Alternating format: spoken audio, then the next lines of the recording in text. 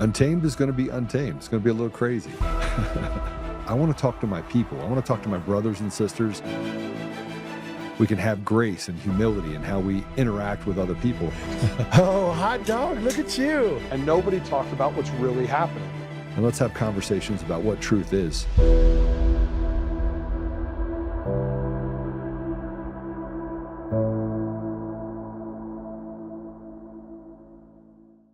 We've proved now that there was direct access to the Antrim County election management system because we show on November 5th, we can see it in the forensic images, that an anonymous user logged onto the EMS remotely with escalated privileges and made changes to the database when they were trying to retabulate the election.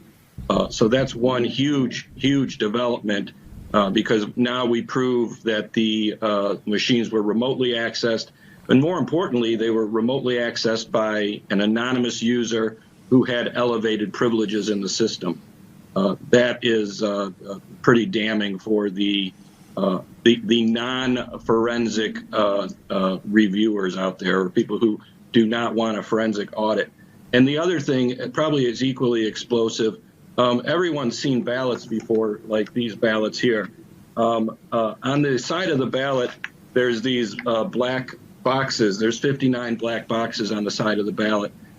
We now see within the forensic images that in Antrim County, those blocks 15, 18, 28, 41, and 44 were all intentionally modified. The height and the width, the shape of those blocks were intentionally modified in order to generate errors.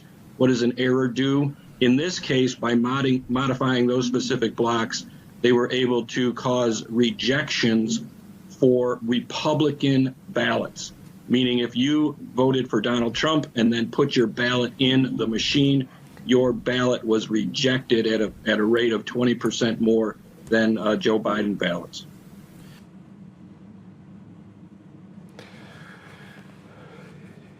So I got so much that I want to talk to you about today. We're going to have Mark Cook on.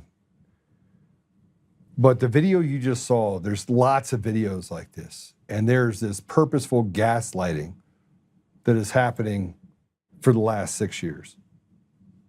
Friday, I had to go through a protective order hearing for Eric Coomer, his attorneys, all the different people involved in the case against me that has turned into nothing more than a vendetta that's sponsored by people like Dominion Voting Systems. They're all in on it together. And, you know, I did a video earlier and I talked about the things that we're going to walk through related to Eric Coomer.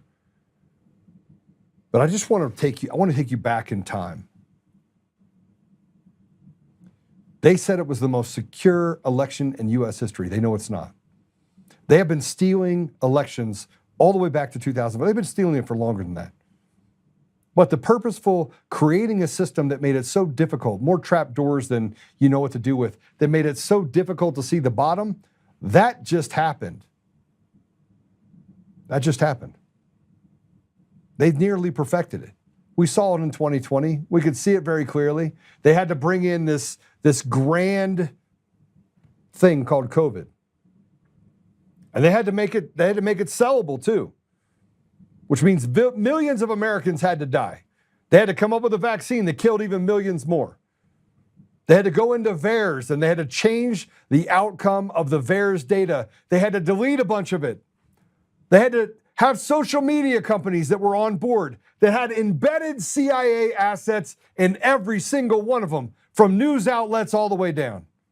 And if you want to go back further, you go to 2012 and you could look at the Smith Modernization Act, and it basically was the transcript for how do they allow media to lie to the people and get away with it. And every time we turn around, we look at the same groupings. We go back to the war that we had in 2002. Weapons of mass destruction, turned out there weren't any. We talk about the different wars we'd have with different countries around the world. We talk about Susan Rice going into Sudan and saying, go up there to Darfur, they won't listen to me, so let's make it genocide and ethnic cleansing.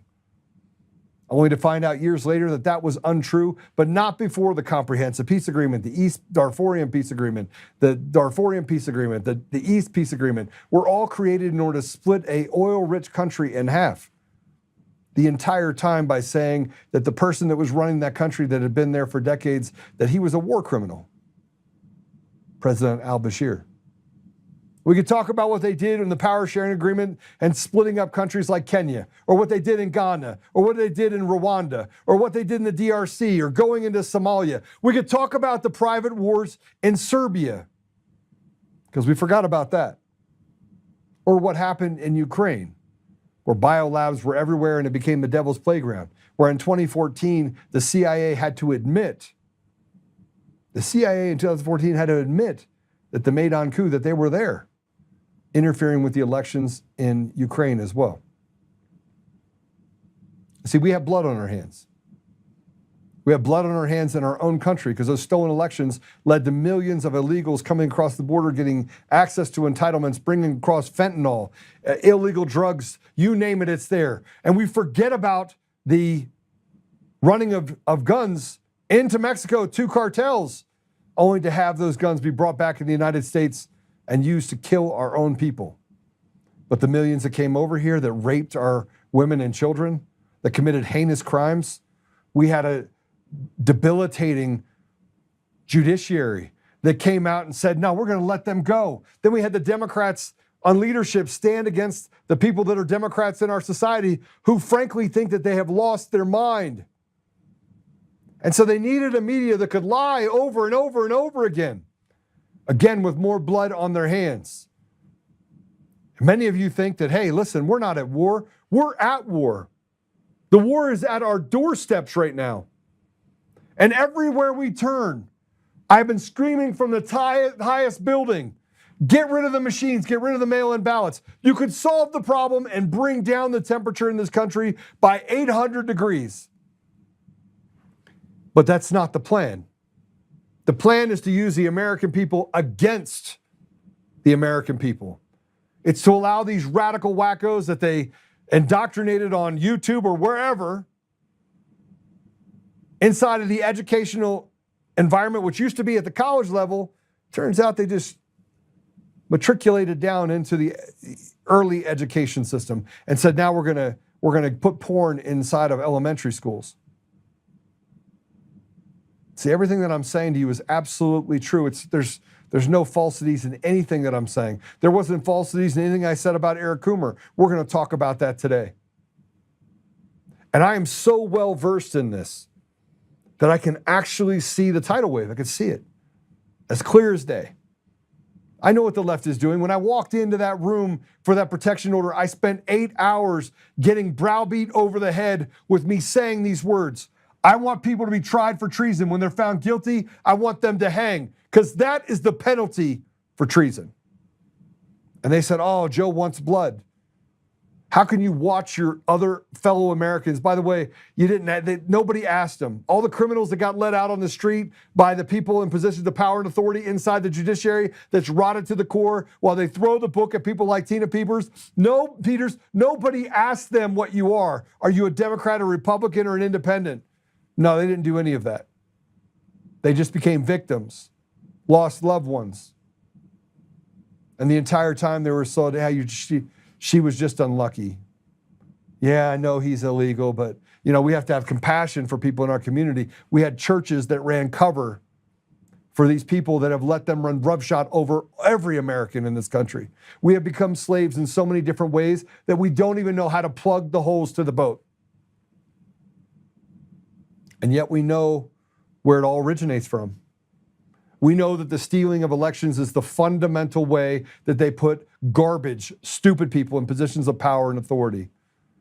And then we have special interests and lobbyist groups and all these other just horrible people from outside the country that can funnel money in through Act Blue or Win Red or any number of smurfing environments that are out there, and they can steal the very essence of our community from the bottom as the mayor all the way up to the president of the United States. And they can do so by telling us that there's nothing to see here. And then they can take people like Joe Oltmann, this guy sitting in front of you right now, and they can say, oh, By the way, yeah, people are less interested in what you have to say today, Joe, than they were 5 years ago. And actually, the thirst is much greater. And then go to social media accounts and say, you need to get rid of them. And they can sit in a courtroom like they did on Friday, and they can lie with impunity, and they can create connections and say, we're in fear because Mr. Oltmann wants blood, while sitting on a stand and repeating the same rhetorical bullshit that they've been repeating for 6 years. Joe's fixated on this. There's something wrong with Joe. There's nothing wrong with me. There's everything wrong with these evil devils. And I have to look at a judge that's on the bench and go, you were just put up there. And the judiciary is so rotted to the core, and it is so funneled down and connected to the DOJ and the AUSA and the Colorado Supreme Court and the Court of Appeals, that they cover themselves so clearly in committing the crimes. But they say to us that, you guys are the crazy ones. What you see is not real. But we can see it clearly.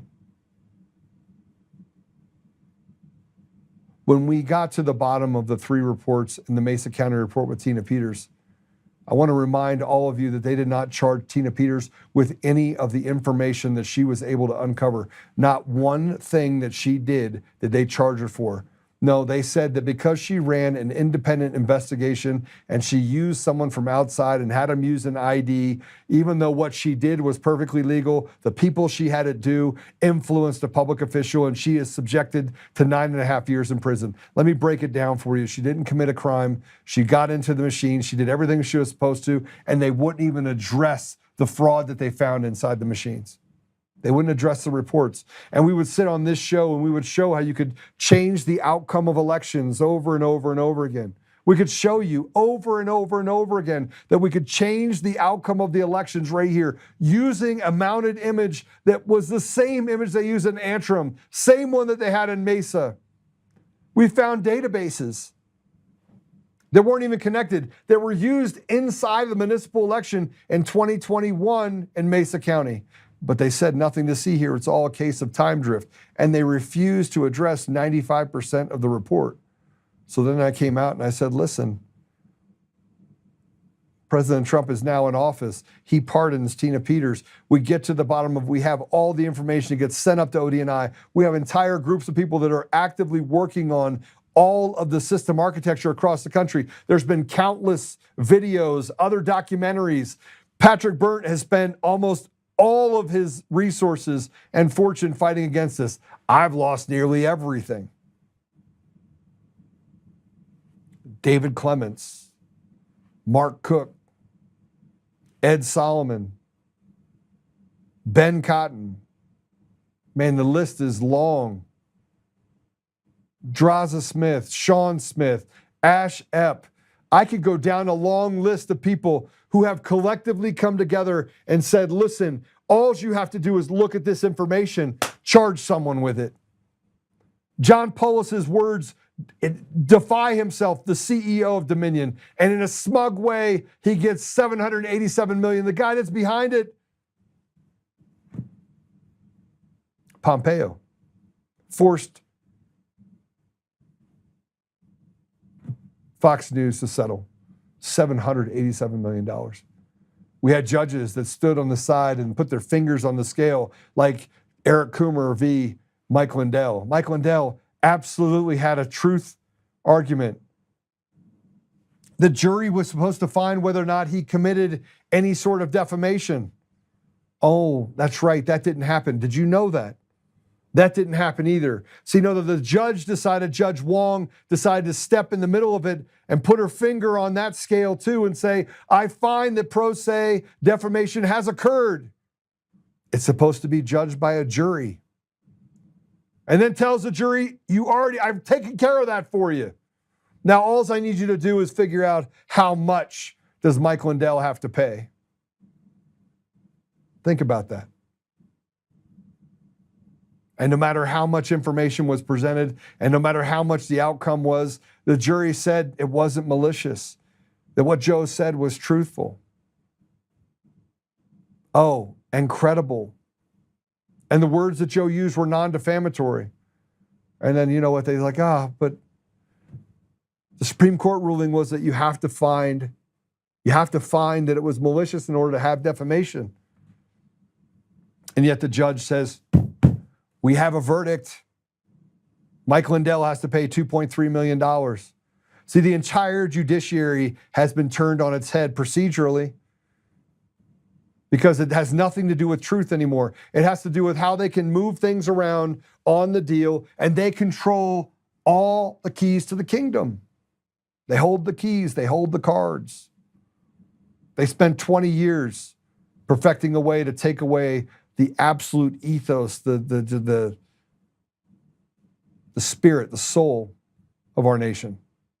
It doesn't matter where you go because they had the tentacles that were in there. Department of Education, handled by a bunch of radicals, was able to push down that information. And many of you were parents told your kids, go to school, listen to your teachers. So they did.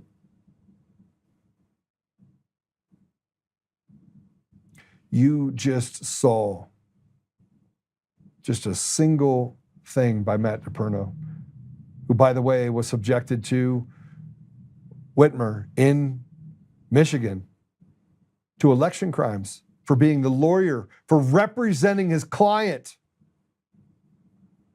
digging into the bottom of it, getting access to the imaging, looking into the systems, having Jeff Lindbergh, who, by the way, I didn't even mention him, one of the top people at Sandia Labs. Super smart. Who was able to prove that the system itself was absolutely fraudulent. You had the ASOG group. They knew that the systems that are in the United States that run elections are largely controlled by people who want to destroy everything about the inconvenience that we represent as Americans. And here's a skiff. Here's from the skiff on X, and I want to thank Skiff for getting in the middle of all of this. And by the way, there's so many times that I get censored on every platform.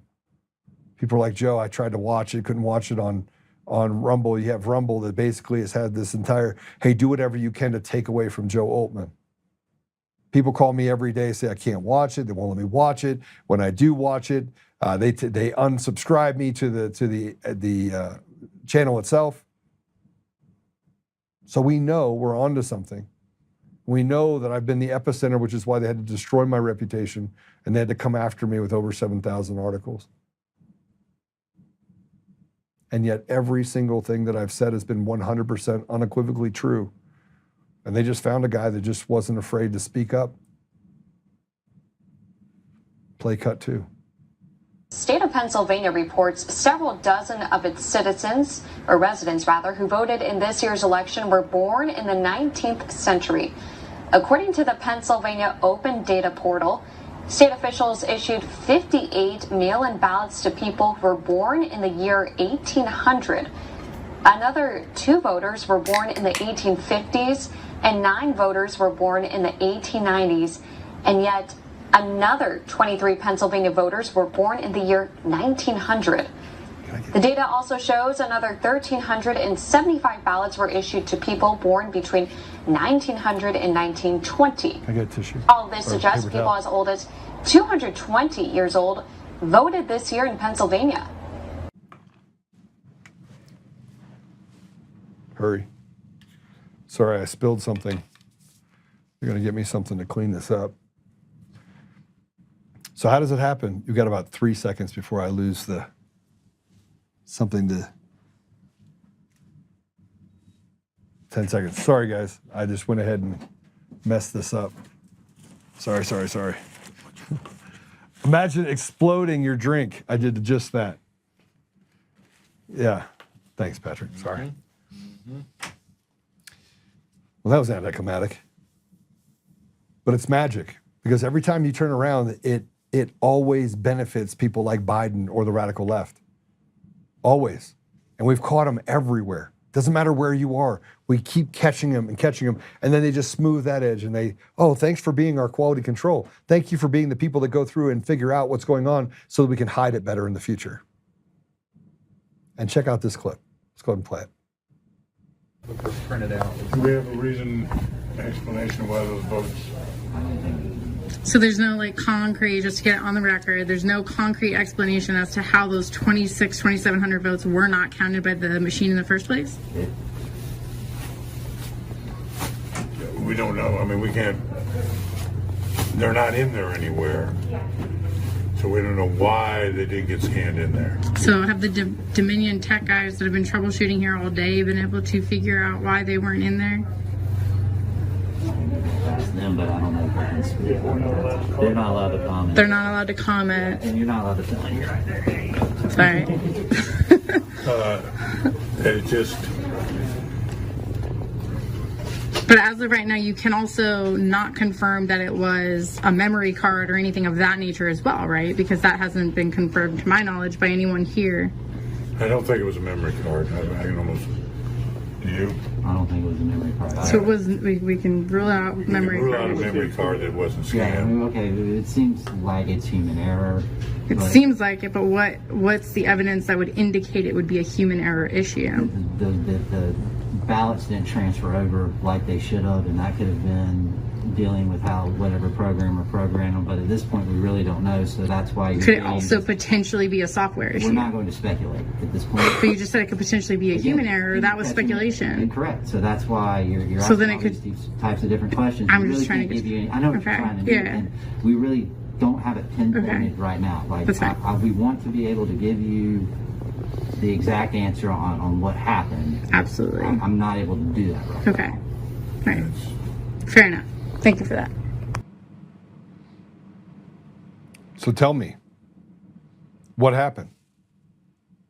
Oh, I'm here to tell you that they didn't give anybody an answer. They said it was human error. See, when in doubt, slaves, just tell you it's human error. It's the greatest grift in the book. You have a system that literally, by their own admissions, is complete shit.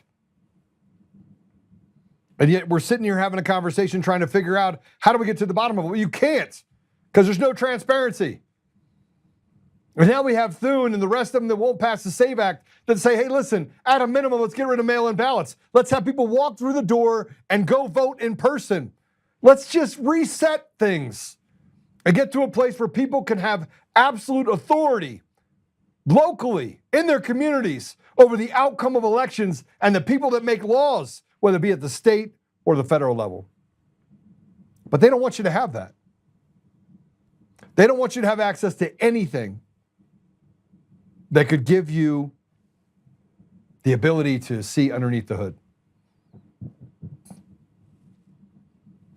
And here's a story out of Michigan. Let's go ahead and play this. In the afternoon of November 4th, I believe it was about 4:30 or 5 o'clock when the military ballots came in. And I was working with one particular table when I was witnessing the military ballots, and I found it highly unusual that every military ballot that was logged into the system had a birth date of January 1st, 1900. You have 1 minute. And nobody could tell me why the birth dates were 1900. When I went to challenge those votes, the supervisor at the table told me, and I quote, "We're not doing that." So I pressured her. I said, "I want this challenge. I want it noted in the laptop and in the poll book." And she said, "We're not doing that." And I said, "Well, I'm not leaving the table until it gets logged in one of them." So she wrote down in the poll book, "Karen Cordes is challenging this vote," and she said, because I told her, is challenging every subsequent ballot hereafter. Same story over and over and over again. Doesn't matter where we go. 2022 was just as bad. 2024 was even worse. And we're heading into 2026. And we have, since 2024, not won any municipal elections. Even one that's been a stronghold for Republicans for over 50 years flipped in Pennsylvania right after an election that we had here. See, now they're moving in and they're just going to steal everything. Oh, no, hold on a second. It's the will of the people in Virginia that they would elect a CIA analyst to be the governor of Virginia. A relatively unknown individual just came in and swept in, and yeah, that became the person that we were going to absolutely have run Virginia. And then they came in and took away Second Amendment rights, took away First Amendment rights, changed the election system to make it even harder for us to have any transparency. That's what the people of Virginia wanted on both sides of the aisle. And I can't find it. And I want to keep in mind that everything that happened in Virginia did the same thing. Well, 49% to 51%. Oh, we lost. It's never favored the other way. And when it does, it's by 3, 4, 5 votes because it was too big to rig. And people from the Democrat side said, you know what, I'm tired of this insanity and going to the Republican side. And they just didn't print off enough ballots. But you can't get transparency. And here we have Smartmatic executive caught lying about secret Dominion voting system ties to George Soros. And remember, Dominion voting systems up in Canada shared the same floor as a George Soros Open Society NGO during the 2020 election. Play it. A manufacturer of electronic voting systems connected to billionaire George Soros is caught lying about its ties to Dominion Voting Systems Corporation. A Sunday report verified that Soros-linked Smartmatic may be connected to the sale of election technology to Dominion, which is being used to count votes in at least 24 US states. In a tweet last week, Smartmatic claimed to have never sold technology to Smartmatic, also denied having any connection to the controversial company. In 2005, Smartmatic bought Sequoia, which is one of the largest electronic voting systems in the US. 2 years later, following a court ruling, Smartmatic divested from the company and sold it to Sequoia's US managers. In 2010, Dominion Voting Services bought Sequoia in the US. Despite its claims of having maintained no ties between the two firms, in 2015, a full 5 years after the Dominion purchase of Sequoia, Smartmatic chairman Mark Brown gave an interview in the Philippines and admitted to using licensed Dominion technology. At this point, Dominion owned Sequoia in the US, and Smartmatic may have held some financial interests in the US branch. The fact is, yes, part of our technology is licensed from Dominion, but you tell me a large technology company which isn't using, in part, licenses from other companies, and we have a license for the international use of that particular piece of the technology that we employ. Chairman Mark Brown sits on the board of George Soros' Open Society Foundation, which has a revenue of more than $300 million and has reportedly given away billions of dollars to left-wing organizations around the world. Brown has also served as vice chairman of Soros' investment funds. Meantime, Smartmatic has faced controversy in the past, with allegations of rigging the 2013 election in Venezuela on behalf of embattled socialist president Nicolás Maduro. In Latin America, that there's been the greatest adoption. So you have a little bit of truth in everything somebody says. We talk about Venezuela. We talk about Maduro is in custody right now. We have all the information. But the left is smug because they still think that the CIA operatives, the intelligence operatives around the country and around the world are still in control of the levers that control not just what happens in the United States, but what happens globally. Remember, these same people have pushed to make sure that Ukraine war continues. These same people in these same countries have pushed to make sure there was chaos in the Middle East. These same people have pushed to make sure that we have elections in the United States that are stolen, that nobody looks underneath the hood. And I'm talking about at the DOJ. You had Pam Bondi, who was on Fox News every week. Where is she now? You don't see anything about Pam Bondi. Why? Well, we all know the why.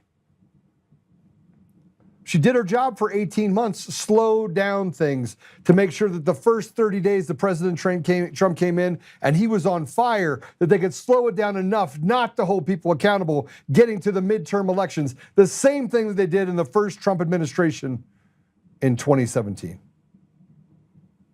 And I want to keep in mind something that you should keep in mind, and that is that we had the House, the Senate, and we had the presidency in 2017 too, and those same people betrayed the people the same way then as well. We're going to be joined by Mark Cook. I had an incredible conversation. I've been talking about, what is going to happen next with people that are in Washington. I'm going to head to Washington and have conversations with people so we can get to the bottom of whether or not, is it Todd Blanche, who's going to become the AG? I know who my pick is. I know who I want in that position. It's not Todd Blanche. But who is going to be in the position to take us through the next 175 days? And I know that we keep saying that we want to stop the inevitable. The inevitable has to happen, in my opinion. We are going to have to do something drastic, pull the lever that says that open sedition against the American people is already in play. That we get rid of the machines, we get rid of the mail-in ballots, we implement what can only be described as martial law. Oh, Joe, you said it out loud. How do you stop a judiciary that's so rotted it is putting pedophiles and rapists and murderers back on the street, that are passing laws to do everything they can to hurt the people, not just in Colorado, but around the country? Where the people in positions of power and authority are more concerned about taking away the ability for you to hunt in Colorado than they are about making sure that we can take care of our own students and people in our own state. Where they finally want to pass a new law in places like Colorado and Idaho to say, yeah, we need more money for potholes, when the entire budget was built in order to take care and fund the roads already in the budget. But no, that money goes to NGOs and outside organizations that are then used to weaponize themselves against the very people that they say they represent. See, I know for a fact that the people of Colorado are not the radicals that are represented in the legislature. That most Democrats, independents, and Republicans all want the same thing. They want access to education and opportunities and food and the quality of life that this country should afford them, given the great blessings that we've had over the last 250 years. So with that, I want to bring Mark Cook in. Mark, welcome to the show. Howdy. Okay. Sorry, I'm driving through the New Jersey Turnpike right now, so it should be all right. Yeah, it doesn't look like you're in an RV either. You in a car? I'm in my truck, towing the trailer. Towing the trailer. Well, where are you headed? Where are you coming from and where are you headed? I'm heading from Maryland, and I'm heading up to Camden County, New Jersey, for an event that starts in 1 hour and 15 minutes. So you're going to get there on time? Yeah. Hopefully. Well, maybe 1 or 2 minutes late. I spent the last 30 minutes talking about our election systems. You probably heard some of what I had to say. I heard all of it. Yeah. I think one of the problems that I have, Mark, is that my mind collects things and puts them into mathematical order. And I'm like, okay, well, this happened and this happened, so this has to happen. And then when it happens, I'm like, this is how it's going to happen. And we've sat on this show for 5 years, 6 years, talking about the same things. And the radical left is still saying we need to shut Joe Oltmann up. We need to shut Mark Cook up. We need to shut up all the way down the line. And here we are. Yep. And everything you said, I wish I could disagree with it, but that's kind of where we're at. This is what's going on. It is this bad, but it is also this simple to fix it. We just have to run our own elections. That's it. And when we run our own elections, all this goes away. We fix it all. And I'm kind of shocked that we still 6 years later have people thinking they got to ask permission. Last I checked, this is our country. And when the citizens finally decide to pull their head out of their rear ends and decide to actually act like it's their country, then they'll start running their own elections. So what I would suggest everyone does is start practicing for running your own elections, because you're going to have to run your own elections. That's the only way out of this. Well, so that gets me down to the fact that President Trump's going to have to make some drastic decisions here very quickly, right? And we keep saying, okay, we have to wait till the election happens and we can find it afterwards.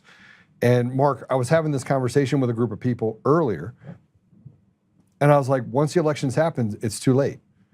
You have stored procedures, you have root kits, you have the ability to basically overcome it. The risk limited audit can eliminate any fake or fraudulent ballots that are phantom ballots and or fraudulent ballots when you go to pull the ballots.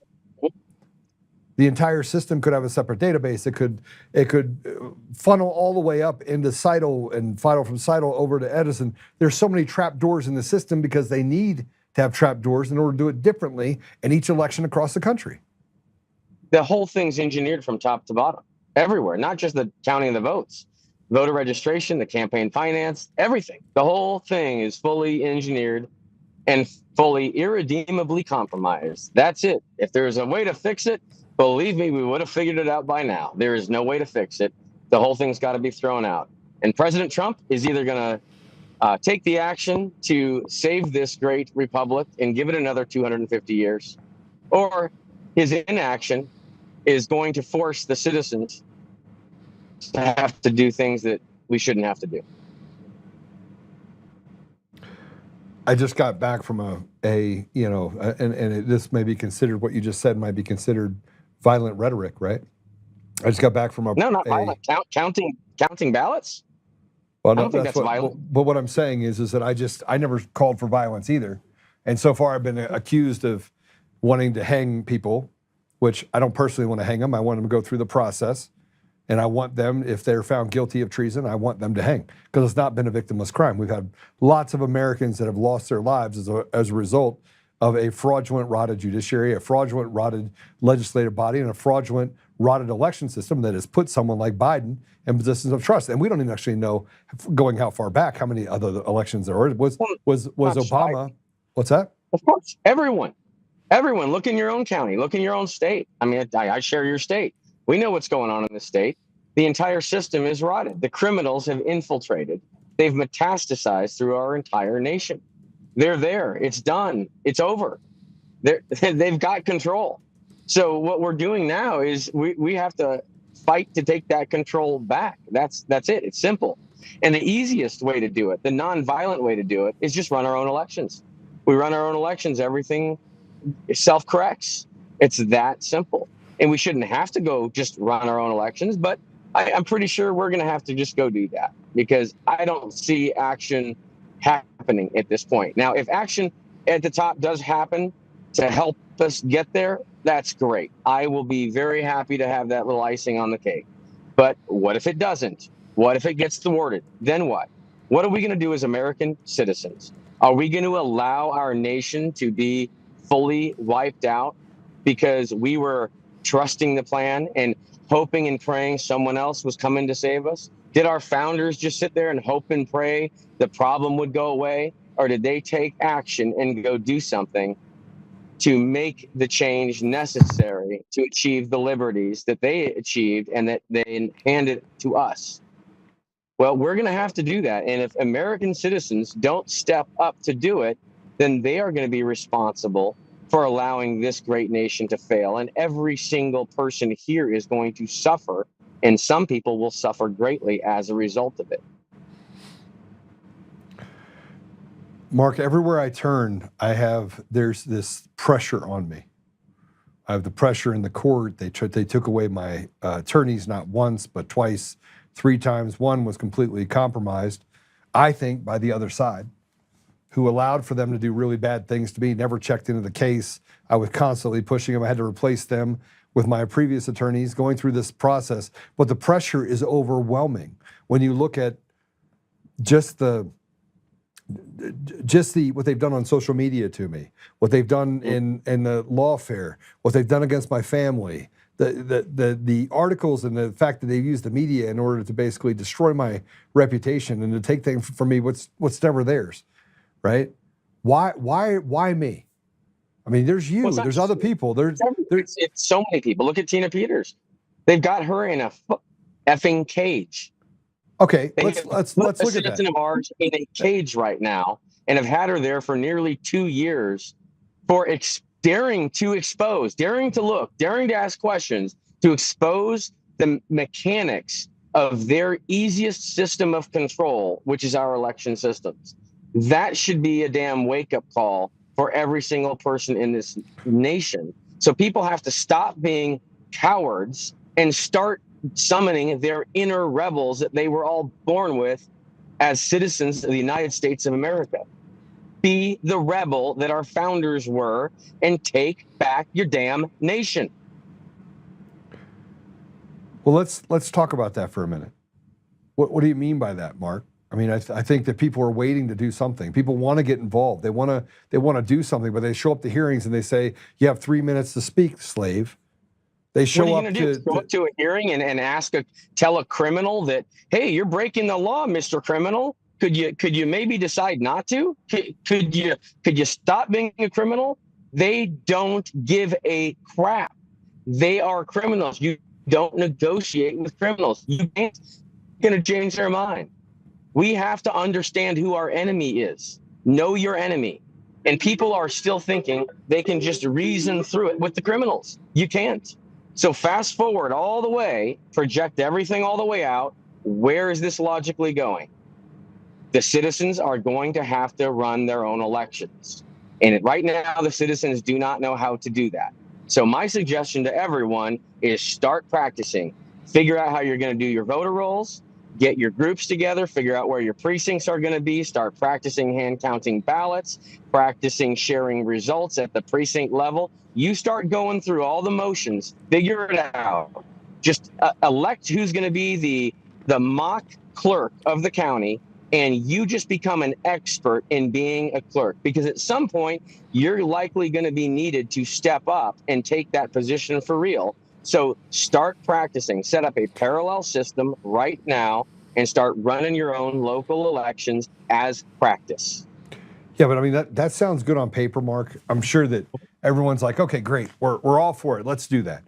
But what does that really mean? What does that, because I mean, I'm going to tell you right now, people are sitting here listening going, okay, well, that doesn't, how do I do it? I run out there and get a bunch of pieces of paper and, right? Yeah, it's easy. You go to accountable.org, a-count-able.org, download the sample ballot pack, download the tally sheets, start figuring it out and practicing. It turns out it's not hard to get a list of people together that are eligible to vote and then have them mark dots on paper, count the dots, add the dots up, and get the totals. So start going through the motions, public, because you're going to end up needing to do this. So how do you get the people together? How do you get them to organize and get on the same page and actually work together? I mean, I'm on these chat rooms. They're too busy attacking each other to actually start, doing things that are. And look, this is why I said that the Republican Party needs to start becoming the party of the people, right? Mm-hmm. Get Democrats, Independents, and Republicans so we can get on the same page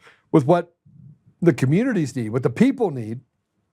And you guys can fight over the social issues over there for a minute, right? Right now, we're going to stay committed to the things that are fiscally conservative, handing back money to the people, making sure that they have opportunities and trade schools and that they can read and write, all the basics, eliminating drugs and guns and all the things that they're putting inside of our communities, right? I think we can all agree on that, but we got to get somewhere, Mark, somewhere where it's too big to rig, don't we? Well, up until the election, yeah, we're going to do some stuff for the upcoming election. Absolutely. And I'm not going to go out with what we're going to do right now, and certainly not out in public. But there are some things we're going to do. As far as to answer your question on how do we get people to work together, if people can't work together, forget the people that can't work together. It's time to throw the trash away. Let them be crazy. That's fine. The people that can work together and that can see and have this vision and want to actually fix this, you guys get together and then let me know when you're ready. Because I don't have time for the crazies. I don't have time for the chaos. I don't have time for the drama. None of us do. I want nothing to do with it. And I'm happy to work with people that are smart and that are willing to put the work in to achieve the goal. We can achieve anything we want to in this nation if we put our heart and our minds to it. It can be done. We just have to have the right people step up to do it. Ignore the ones that can't. They're a lost cause. Sorry, they'll probably still resent us in the very end. They won't even know what we did, but they'll certainly probably take credit for it. I don't care at this point.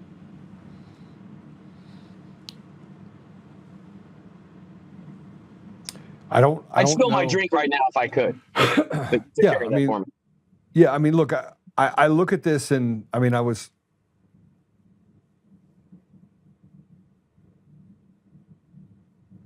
I don't know how to give people the tools to do something with those tools when everywhere we turn, those tools are cut off. lawfare is implemented. People are barely paying their bills, Mark. There's a lot of people out there that are suffering huge consequences. And we're more concerned about how we handle something in a foreign country than we do stopping the bullshit here in our own country. And it's taken too fucking long. Let's just call it what it is. It's taken too long. Are you talking about the people up top? Yeah, I don't know what the hell they're doing. They're either they either have a plan and they're just trying to keep everyone distracted while they're implementing the plan. And if that's what they're doing, well done, good job. If they actually don't have a plan, like they've kind of demonstrated in the past years, then, you know, I'm not going to be overly shocked either. But I do know in the end, we are going to have to do what we're going to have to do based on the tools our founders gave us. Yeah, no, I agree with you. Let's talk about this Smurf Award deal you had with Victor Marx. You want to tell us a little bit about this? Let's go ahead and put it up. The Victor Marx Smurf Awards top 3 winners are first place, Kenneth French; second place, Chuck Netterwerder; third place, Kenneth French. He got it twice. Where do the Victor Marx top 500 Smurf contributions come from? Here's the contributions of the top 500 Smurfs over time, also with a sliding window. Yet another example of how rigged the system is to create fake candidates to the manufacturer support for them to make it look viable. This is done for a couple reasons: to wipe out the real candidates, to rig the election for the fake candidates while creating an illusion that they won legitimately. It's so critical that we all do our part in waking up our fellow citizens that they can see the entire scam that has perverted our elections in every way. My voice is suppressed like crazy, so I need you all to share my posts everywhere, all over X and over other platforms. We have to fight the censorship so we can open everyone's eyes. And we have to vote in person on election day, on paper, and monitor every aspect of our elections. If we don't show up, we lose. If we show up in droves and vote for real candidates, we will beat these con artists. And no, I'm not paid by anyone. I'm doing this with what I have left in my savings because we must save our republic for our kids, grandkids, and all future generations. To all the idiots that are attacking me, pull your heads out of your asses and pay attention so you can actually learn what I am trying to show you. To all the operatives that are attacking me, thanks for highlighting who you are. People are noticing. You didn't even put me in there. That's nice. I know I missed a lot, so everyone please tag who needs to see this. I did actually put you in there, but then I backspaced because I didn't want to necessarily hang you out there with what you're working on with GOP and whatnot. Yeah, so yeah, I know. You saw it, you got it. I did see it because I follow you, and I watch all your content. But this is you basically pointed out, and I want to, if we can grab one of the videos on the right, this will explain what Mark is actually talking about. The first one I think is like 27 or 28 seconds. If we can grab that video and play it, do we have it? All right, Mark, why don't you explain to me what we're gonna see going through those two things? Okay, so basically what I did is I've been working pretty hard over the past days here because Victor Marx wasn't contacting me, so I got real bored because I was waiting on his call that never came in. And so I started looking at his money that was coming into him and where it was coming from. And I happened to stumble across the fact that a whole lot was coming from out of state. And when I was trying to then visualize, I wrote some software to help visualize where the money was coming from, but my software was not working. It kept failing on a bunch of the entries. It was saying that the addresses weren't right. And I couldn't figure out what the heck I was doing wrong. So I started debugging the software and I realized the addresses were fake addresses, and that's why my software couldn't find a matching latitude and longitude. So actually, my software was working perfectly. It was the data that was bad. So then I went ahead and I tried to readjust the latitude and longitude based solely on the city and state, even though it didn't have a matching street address because they were all mismatched in the data, and I did a visualization. After I did that, this was a couple weeks ago, no one, of course, from the Victor Marx campaign contacted me. And then after several days of continuing to push this, I guess they made some statement out there that the data was wrong that they had uploaded to the Secretary of State site. So all their campaign finance data for the entire year of 2026 apparently was wrong. And they asked the Secretary of State, our favorite, Jenna Griswold, if would be kind enough just to delete their entire uploaded data set and allow them to replace the whole data set with a whole new data set. And our nice little Secretary of State obliged and allowed them to do this, apparently with no penalty, and went ahead and wiped the whole data set out. They re-uploaded a whole new data set, and now everything is shifted, and in a very strange way. So last night I put out a video. It's not this one here, but it's a different one from last night. Follow me, Patriot Mark Cook on X, and you can see that. And you'll see I put out a video that I showed several of the entries from the before and the after databases to show the differences that they made. Kind of like the before and after images that Tina Peters took, right, to see what they really did. And that's what I wanted to do. I wanted to really did by looking at the before and after images of these campaign finance contribution databases. And I found out that the Smurfs that I had originally found in there were still there. And what a Smurf is an entity that is used to funnel money. And what they do is when they want to funnel a whole bunch of money to candidates, they can't do it in large transactions because they'll exceed the campaign finance limits. So what they do is they take a large amount of money and they split it up into a bunch of small transactions, and then they spread those small transactions over a whole bunch of candidates across the country. And those are called Smurfs. And that is structured money laundering in a very engineered manner. And what I found is when I first looked over this data from Victor Marx is a lot of these Smurf entities are contributing to Victor Marx. And so the before database have a bunch of Smurf entries in it contributing to Victor Marx. It turns out the after database also has the same Smurf entries contributing to Victor Marx. So when they said they were going to fix the problem that was found, they fixed one problem, but they didn't fix the bigger problem, which is the Smurfs are still there.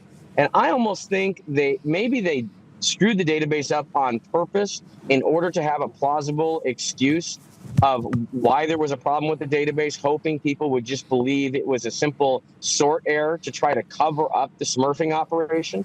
But it isn't only Victor Marx that has Smurfs. There are a few other people in the state of Colorado that have Smurfs. In fact, everyone that would be responsible for prosecuting on the Smurfs happens to also have Smurfs donating to their campaigns. And so a lot of people in Colorado, pretty high up, some of them which we've just mentioned, are going to have a really bad couple days and weeks ahead.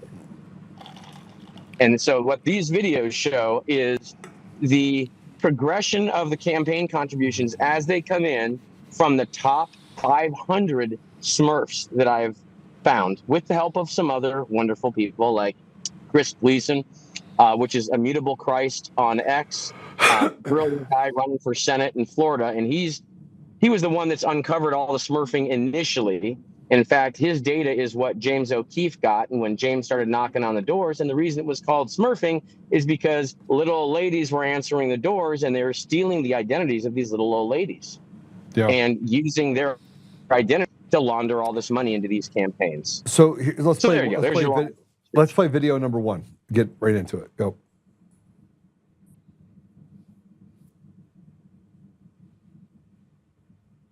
Uh-oh. Mark? Yes, I'm here. I'm just hoping I can make it through a toll. So this first video that doesn't have audio, what am I looking at right now? The first video is, and sorry about my pauses here, I've got an 8-foot wide trailer going through an 8-foot 2-inch toll booth. It is an animation of the 500 Smurf contributions. How much? And a vast majority of those, by the way, are in Colorado. Yeah, there are a lot of them are in Colorado. And of these top 500, that's all right. Okay. These tolls suck, by the way, just so you guys know. This is really expensive. Mark. All right. Thank you. All right. I'm through it. These show donations, Smurfs all over the country and where they come from, and a vast majority of them are in Colorado. Yeah, there's a lot of them in Colorado. Absolutely. Yep. All right. Do we have the other video? Yep. The other video is a sliding window of it, so you could see it a little bit different way to look at it. It's a sliding window of several days over time. I just wanted people to be able to visualize it. Plus, the nice thing about the sliding window is you can see where the donations are hopping in at different times throughout the year, from beginning of the year all the way to current. It's just interesting. I want people to start looking, is what I want them to do. So this video, this is the overtime, and you can start to see where it had a vast majority of them over time that still came from Colorado. Now, these are 500 of the top, right? Correct?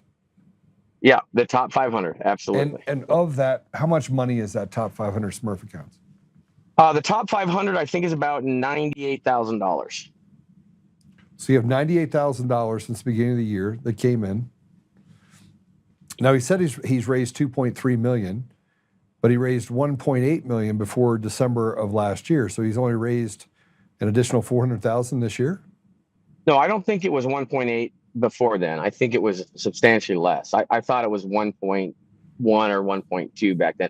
I'll have to look, but I think it was less. Yeah. So he's raised $1 million this year.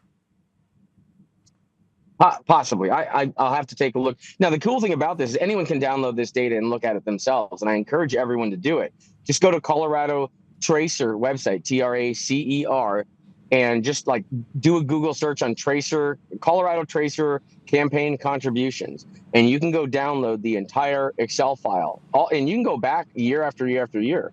Just download it and start looking through it. And you can filter it by candidate. And I suggest you filter it by candidate. Look at Victor Marx, but start looking at the other candidates too, and you'll see some interesting things, I have a feeling. All right.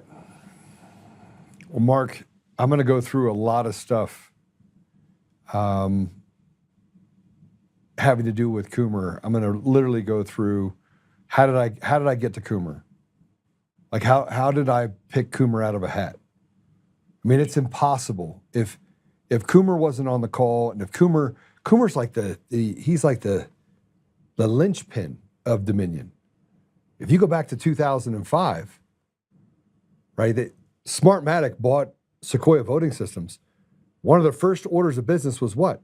Hiring Eric Coomer as the chief architect. But he didn't have any experience being a chief architect. So they made him a chief architect, and the elections went horribly wrong from the second he got in there until Cyphus came in and said, you cannot be owned by Smartmatic. Am I wrong in any of this? No, I think that's what happened. And there was this thing called a doctorate dissertation that was written by Eric Coomer at Cal Berkeley. And that had math related to energy decay models, correct? Yeah. And he is a very smart guy, like a physicist, which is kind of weird to hire, a physicist to work at an election company, a voting system software company. That's bizarre. But if you're going to create an election system that produces synthetic results that you need to make look believable, you would need someone that knows how data can be made to look natural, which is what the decay models are used for. Exactly. Yeah. Yep. You need that kind of expert to be able to pull it off. I mean, they could just hire an idiot, and if they hired an idiot, they would just put out results that they wanted, and none of the data would look real, so it'd be so obvious. But the beauty of this is that it looks real to the untrained eye, and that's the difference. When you have a trained eye look at it, you can still see the fraud. And Eric, he's smart. He's crazy smart. Brilliant guy, absolutely. I wish he wasn't evil and smart, but unfortunately, we have evil and smart people that were used to fool good and ignorant people, and they've done a great job for many decades doing so. That's the most frustrating thing, because I don't like evil people, and I like to protect good people, and it hurts me to see good people being taken advantage of by evil people. And it also is insulting me that smart people would be evil, because why do that?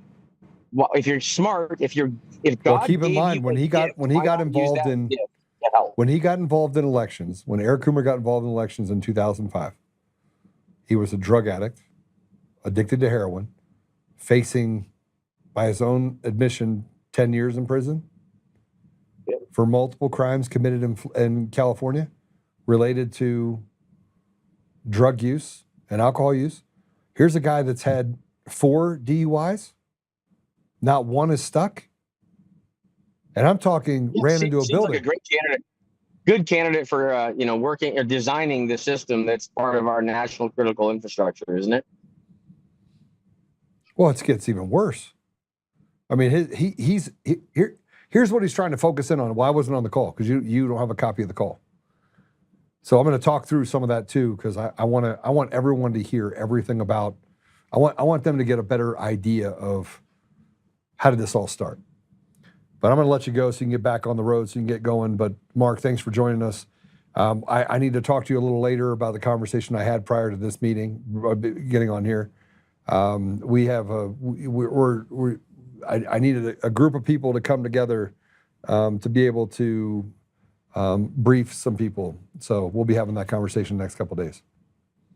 I'm happy to do so. Thank you very much. Stay on the East Coast. Oh, well, I will be for a little bit here. And right. Thanks, everyone. Good to talk to y'all, and talk to you soon. All right. Take care. God bless. All right. We're going to take a quick commercial break. When we come back, we're going to jump right back into elections. You're going to want to share this and share it wide and far, because we're going to talk about how Eric Coomer, why Eric Coomer. I mean, his attorneys say that I'm fixated on Eric Coomer. And I would say, like I said on the video earlier, if you have a woman that's raped and you have the proof that the woman was raped, but the rapist is like, I didn't rape her, but you have proof. We have near perfect proof. And yet the victim becomes victimized by the perpetrator. And then the media comes out and stands up behind the perpetrator. And then they go to court. He says, oh, I'm going to sue you for defamation. You ruined my reputation by saying that I was a rapist. And she has all of it. She has all the evidence. And there's like other people that come forward and say, he raped me too. He raped me too. He raped me too. He raped me too. He raped me too. And you have this group of evil people backed by a judiciary that says, oh, no. We're going to punish her for talking about the rapist. And then the media comes out and does all this stuff, and she won't stop talking. Why would she stop talking? She's telling the truth. That's what it's been for 6 years. Just telling the truth over and over and over and over again. And I'm going to show you how these same lawyers and these same people for Eric Coomer, they're deeply embroiled in this deal. They have access to all the information out of DC for the Patrick Byrne v. Dominion case. They have access, they have a joint defense agreement with Dominion Voting Systems. They are intimately aware of all the evidence related to Eric Coomer and his involvement in what has happened over the country since 2005 until now. They know about his doctorate thesis. there's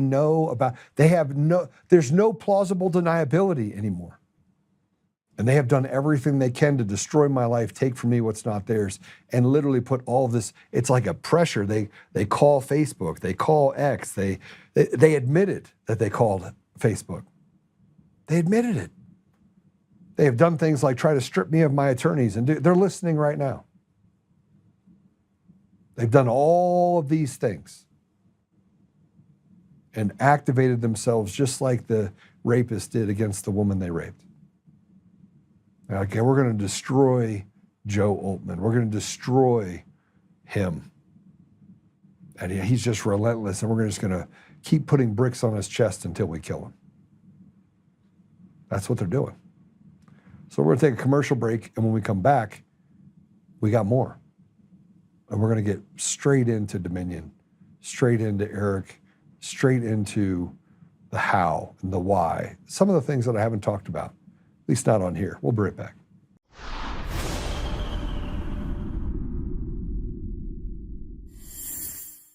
Oh, hi. I almost didn't see you there.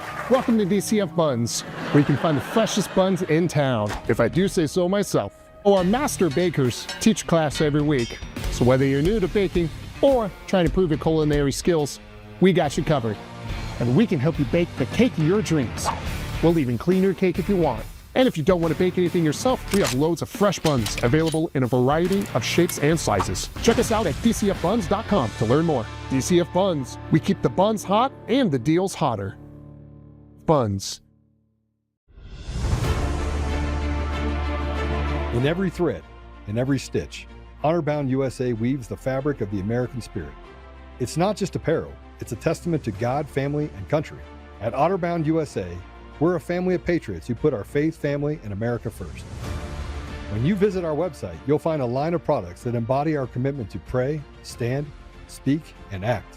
As the official site for the Untamed podcast, all of our products proclaim speaking the truth with courage. We also have the powerful documentary from Professor David Clements, Let My People Go.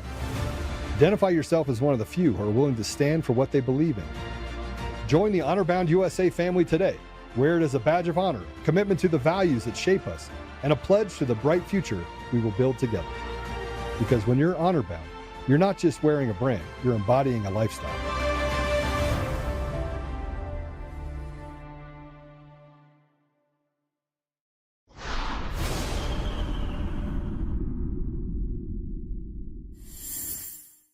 No, you have to run. Can I ask you one more question about the Dominion voting system? It's being discredited now, but it was discredited in Texas, before the elections. We passed on that voting system, and I want to get the exact quote. Dominion voting system, which has been used in multiple states where fraud has been alleged, blah, blah, blah. It has been rejected by the Texas Secretary of State, Attorney General's office, for failing to meet basic security standards. President Trump is zeroing in on Dominion voting machines, Dominion voting systems used in 28 states across the country, including battleground states, Arizona, Georgia, Michigan, Nevada, Pennsylvania, and Wisconsin. A January 2019 report from the Texas Secretary of State found a number of issues with Dominion's Democracy Suite 5.5A machine, the same model used, for example, in Pennsylvania. One of the troubling findings by the Secretary of State in Texas was that the voting machine was the voters' inability to check and retain a straight party ballot while no voting a race. Another issue, Dominion's election management system was error-prone and quote-unquote non-intuitive, making it difficult for jurisdictions to master. Even more concerning, the scanner and the tabulator are subject to paper jams. And in order to clear those jams, protective seals had to be broken, which allowed poll workers to see voter choices. The Texas Secretary of State's office ultimately denied the use of Dominion voting systems in Texas, saying, quote, accordingly, based upon the foregoing, I hereby deny certification of Dominion voting systems, Democracy Suite 5.5 for use in elections in Texas. Any comment on that voting system? Well, it is huge, and I think that's one of the problems. This is not just a little software glitch. This is a systemic problem within that Dominion system, and I think, number one, we should look at who is in charge of Dominion, and also we should be asking the questions of those secretaries of state and attorney general. Did you go through the same due diligence as we did here in Texas? And that's why Texas is going to continue to be a leader in America.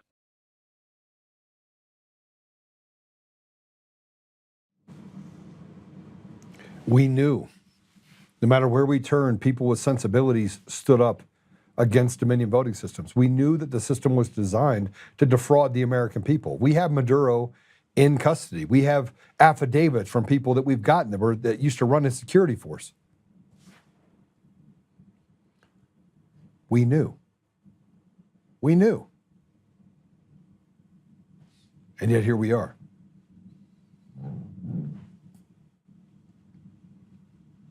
You have the ASOG report. You have every single person that's been involved in any way and bringing information to the forefront in any way. It doesn't matter what way we're talking about.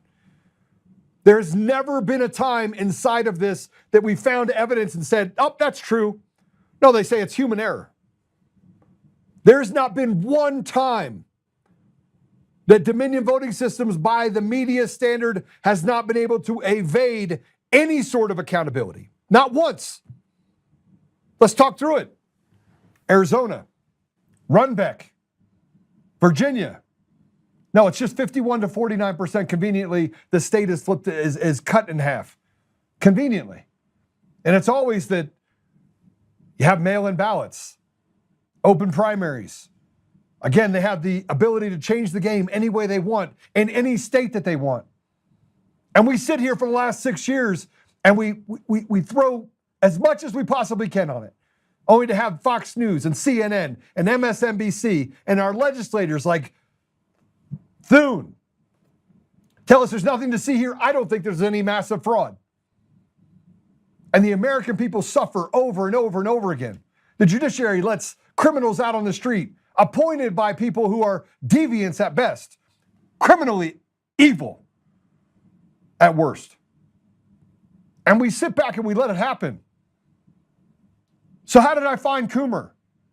If he wasn't on the call, how does a guy so rife with corruption, so filled with hate and anger, an admitted Satanist, how does that guy run 50% of the vote of the American people? And by his account, he was just in charge of marketing. He wasn't responsible for anything. They took a guy responsible for marketing as a chief architect back in 2005, and they sent him to Serbia. And they said, hey, do me a favor, marketing guy. We also want to send you to Mongolia and to China and to Serbia, or not Serbia, but Venezuela. I mean, I could just go down the line.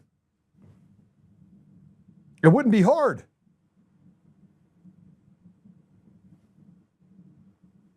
He can't escape the simple fact that everywhere he goes, there's fire. And until we started digging into the theories of his doctorate dissertation, until I just started getting into that and understanding it. Oh my gosh. He is smart. He's deviantly smart. He thinks that he's so smart that he can't be caught. And every time he gets caught, and let's just remind you that he testified in Georgia. That testifying led to the conviction, or excuse me, the indictment of President Trump in Georgia. Well, President Trump did nothing. He did nothing wrong. We could all see it. And we've forgotten about more facts. We have clearly forgotten about more facts than could ever be put on paper because there's so much of it. It's so easy. You have victim after victim after victim after victim. And every time you dig into it, you got loads of information related to how fraudulent the elections are. And they're like, nope, count matches in Arizona, no problem. You have you have Doug, who was the head of the elections, or excuse me, of the audit in Arizona, that got on this show. He's the one that leaked to me a report that said the election machines are fraudulent. But you had a attorney for the Senate that had a full right under his contract to rewrite and delete anything that he deemed not important and or confidential in the reports to be redacted. And Doug got on this show. He has 11 kids. They picked the perfect guy. Pick a guy who literally has too much to lose. They did. And here's the other thing you need to know about that, is that Doug was at Tomatley with Lynn Wood in November of 2020. That's the guy that they picked to do the audit in Arizona in 2021. In November of 2020, go check my math, he was at Tomatley with Lynn Wood, General Flynn, Sidney Powell. Check my math. And I'm not saying that any of those people are responsible for anything, but isn't it convenient that we're sitting here right now? And I know some of you are sitting back going, whoa. Remember, November of 2020, November 3rd, I'm up elk hunting, November 6th, well documented. I'm ho-humming. Everything's fine. We're hanging out there. Got a friend there with a small child. Two of our close friends, my wife and I's close friends. And that's when my life changed that night. First time I ever had an argument with my friend. Got an affidavit from him. And I can get more affidavits of people that were there, but I'm so afraid of what would be done to them. Because they'll just ruin everyone that they touch. That I was willing to withstand the scrutiny of the Antifa kid. I was willing to withstand the scrutiny of other people that they wanted to just skewer. And they haven't stopped. November 3rd, 2020 has changed my life forever. November 6th really changed it. November 9th, I can never go back. December 12th, that's when Eric Coomer wrote this article in the Denver Post. They posted it, put it out there, and he's like, yeah, all that stuff's fabricated. All the social posts, they're not real.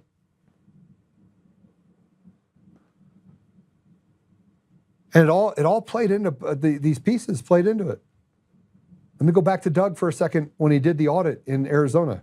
He got on my podcast and he said, Joe, I couldn't write all that stuff because it would have been a constitutional crisis. He let it out. Now the rule is that if you're a privately held company, you're not subjected to CORA or FOIA or any Federal Records Act. That's why they use them as pseudo-government agencies doing a public good. Because they can just do whatever they want, act with impunity. It's a kind of an end around. It shouldn't be, but it is. And Doug gets himself in a lawsuit, and the judge, these crooked judges, say, oh, no, you're subject to an open records request. And every day that you don't pay or give us that information, we're going to charge you and fine you $10,000 a day. And it did what it was supposed to do. It put him out of business. So you had a guy that did an audit, said there's a constitutional crisis, uncovers all the fraud inside of Arizona's elections. And what did the media say? They said nothing to see here. Nothing to see here. You can't see anything here. Nothing. All the counts match, ignoring the massive number of boxes that had 30, 32, 33 different precincts in each box. And that they were all unsealed except for the ones that were supposed to be used for the RLAs, risk limited audit. You've forgotten more about the fraud that happened in 2020 and how they basically covered it up in 2022 very easily by passing legislation and attacking people and chilling public discourse on looking at the transparency of elections. They did that.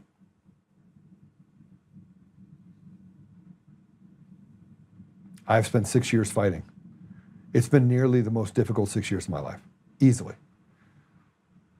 And for those of you that don't know, I have spent the vast majority of the last 20 years just serving people, incarcerated men, gang members, playing football, hanging out with people who just needed mentorship, building companies, loving on people, committing myself to the nonprofit world to help the poorest among us. I lost every one of the appointments on every board that I was on. All of them. They're all like, yeah, Joe, you're... Because the media came out and said, this is a bad guy. Yeah, bad guy. They get to pick winners and losers in the media. They get to lie with impunity. They get to attack people's families. They attacked my wife. They attacked my children. They did horrible things all the way down. And then you get the lawyers on Friday that, by the way, sat on the stand and just lied. So much so that I couldn't, and you could see this smirk on his face, knowing that he was lying. That Brad Clover was lying and that Kane was lying. It's kind of weird that his last name's Kane. And the judge just allowed it. Show me one piece of evidence that showed that I was ever showing or calling for violence against any of them. It didn't exist. Well, it didn't stop them from having 8 hours of their fun of putting more bricks on my chest. Because the whole deal is, how do we destroy Joe Oltmann? Just like, how do you destroy the woman that got raped? How do you destroy the man that got maimed in an accident by a drunk driver? How do you do anything you can to say I'm innocent when you know for a fact that the evil that you represent and you did was absolutely true?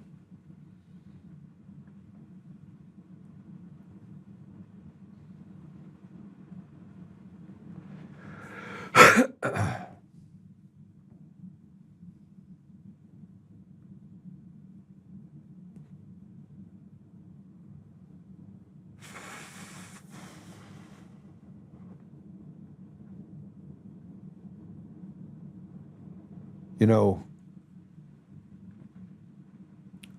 we get to the bottom of it and I'm like, oh, I didn't even think about that. We can get it from this person. I'm going to start here though. You know, I've been working on all this information related to Eric Coomer, and I've been on here talking about Dominion voting system, and I wasn't so much fixed on Eric Coomer as I was, how did they do it? How did they, and making sure that I could prove everything. And so I gather information, I read and I read and I read and I read, I'm reading more and reading more and reading more. And some of you don't understand that, like, I have a thirst for knowledge that is unquenchable. I built this Substack. Go ahead and put the Substack up. And I went to do some more Substacks, and I was like, yeah, I'm not going to do more Substack right now. Because my lawyer's like, hey, don't put out any more information. But put up Article 3, or C3, please. And I don't know, I still can't get into the document, by the way. I don't know who locked me out of it, but I can't, it appears to be locked.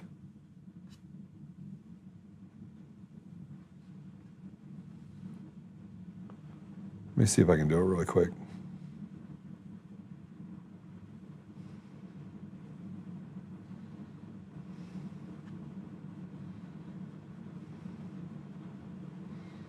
I'll just do this really quick, see if it lets me. Oh, it let me in. Okay, good. So I'm gonna slow down here for a minute. I said I'd go over today, so I hope you were looking for more time with me today. You guys didn't put the link in there. Yeah, you did. Pass. You did. Let me read a little bit to you. This was in August of 2025. And I had sent it over to a bunch of people, and I keep asking all these people that are professors, will you come out and talk about this? And I finally found a few people that are willing to testify to this, right? I'm like, listen, let me show you how to convert what he did in his doctorate dissertation over to the math that would be needed inside of elections. This is why they hunted him, which means that the CIA and intelligence community had to be actively involved in this. They had to. They had to go looking for him. He had to be recruited into this idea that he could, through this process, change the course of history forever for our nation. It took someone like Coomer, someone super smart, but troubled. You would have had to be a troubled individual, a tormented soul, in order to do what he's done over the last 20 years. And I'm not just talking about stealing elections and creating a system that would allow for fraud to be pushed on the people of multiple nations. It would be the sadist part of being so powerful that you get to do things to influence history. But then doing it and saying, well, I wanted to destroy this society anyway. You would have to be that type of person. So let me read it for you. Are you ready for this? I'm going to do a lot of this. I'm going to do a lot of this. I've had enough of the BS. The part you're not going to get in this report, of a couple dozen Venezuelans from 2006 Genesis, 3 became whistleblowers in 2020. 1 was murdered in 2022. That'll be a story all in itself. So much for perfect villain. No, I'm pretty sure he is the villain. And what I'm referring to is that he had an article written by the New York Times that basically walked past all the things related to Eric Coomer and act like they didn't exist. From social posts to being a Satanist to the multiple DUIs to the heroin addict, made him look like a hero. Again, making the perpetrator the victim, and making the victim the perpetrator. The name Eric Coomer has become synonymous with the swirling controversies surrounding the 2020 U.S. presidential election, which questions of voter fraud and technological manipulation dominated headlines. As a former executive at Dominion Voting Systems, Coomer's career trajectory from the nuclear engineering PhD to the pivotal role in election technology raises questions that span decades, continents, and a web of companies with murky histories. Reviewing the logic based on his recruitment by Sequoia in April 2005 as chief architect, his presence during the 2006 investigations into illegitimate elections, and over 16 years with Sequoia Dominion have multiple transitions. This article weaves together a comprehensive narrative. It integrates his academic background, patent innovations, corporate roles, and the tangled relationships between Sequoia Voting Systems, Smartmatic, ES&S, Premier, and Dominion, alongside persistent suspicions of impropriety. Consistent, dating all the way back to Cephas saying we cannot have Venezuelan elections influencing what we did. Think Devil's Playground, Venezuela. You know, I often, or I'm going to sit here for a second, I often equate what's happening to this with the Lion King. Mufasa dies, the other lion comes in, destroys it, turns everything dark. Look at what happened in 2004 in Venezuela. It was the third richest country in the world, most prosperous economic system in the world. Fast forward to 2000, by 2011, you had doctors eating out of trash cans. You had people that were highly educated, couldn't seek work. An economic system that collapsed on itself. The first of many to show what they can do in the United States. And it became the epicenter of the election system that was brought to the United States to be used against the American people, Smartmatic. And in 2005, on the heels of what happened in 2004, putting Hugo Chavez in his positions of trust and authority as the president of the country, even as the United States knew it was a fraudulent election, it allowed Smartmatic to come in and buy Sequoia, which had 17 states in the District of Columbia under its belt. It took not more than a year later. They're like, whoa. And CIFIS, an organization that oversees national security threats in the United States, immediately did what? Came out and said, no, you have to sell. And there's more to that as well. The people that were put in positions to oversee that, guess who worked underneath them as the chief architect the entire time? And why was the chief architect, Eric Coomer, then moved out of the role of chief architect into something that was much more benign? They already had it, I guess. Let me show you how to implement it, I guess. Let's read more.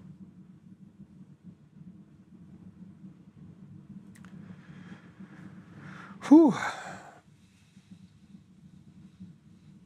It calls for more suspicion than Al Capone has as the head of the crime family. The reality, as pieced together from public record, leaked documents, media reports, paints a picture of smoke where the implications are profound, particularly in exploring whether a single individual like Coomer could theoretically implement subtle manipulations through mechanisms like rootkits or mail-in ballots by way of machine manipulation.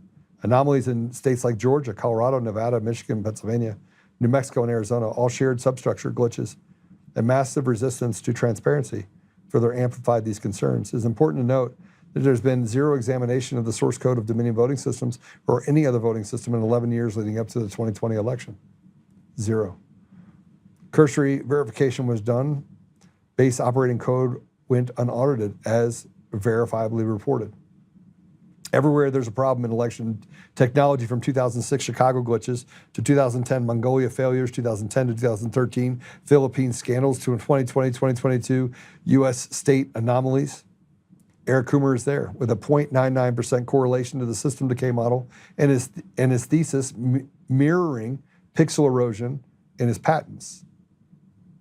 The pattern suggests that systemic vulnerabilities that one architect could theoretically exploit over 16 years. They have stated there's no evidence, yet the evidence is so widely available and pervasive, it draws the conclusion of corruption and institutional rot that could only trace back to a couple of national organizations, namely the CIA and the FBI. The roots of modern election manipulation suspicion trace back to Florida. a hotbed for controversies like the 2000 hanging Chad scandal on December 13th, 2004, just months before Coomer's April 2005 recruitment by Sequoia. Computer programmer Clinton Curtis testified under oath before the U.S. House Judiciary Committee. Democrats. Curtis working for Yang Enterprises, a Chinese company. In Oviedo, Florida, claimed it was asked in October of 2000, by then Florida House Speaker Tom Feeney, YEI's lobbyist and corporate attorney, to create vote rigging software that flips elections 51-49 without detection. The code hidden in source code, undetectable without review or paper receipts. Curtis assumed it was for defensive, but was told to hide the fraud to control the vote in South Florida. 51-49. What are we seeing in most of our elections across the country? We're a near perfect split society, 50% on the left, 50% on the right. We know it's not true. And there's another thing that had to have happen. They had to have guys like me that are out there that are actually are data collectors that understand the propensity. It's called a PPV, propensity and probability value. Which way do they lean? Do they propensity to lean left or lean right? And by creating this independence in the middle, where you automatically register every person that moves to a different state as a independent voter if they don't go and pick being a Democrat or Republican, it gave them the ability to fill the gap with fake and fraudulent votes, which is why you saw so much happen in the 2020, 2022, and 2024 elections. But they made it more difficult for the people to look for and get transparency. The roots of the modern election,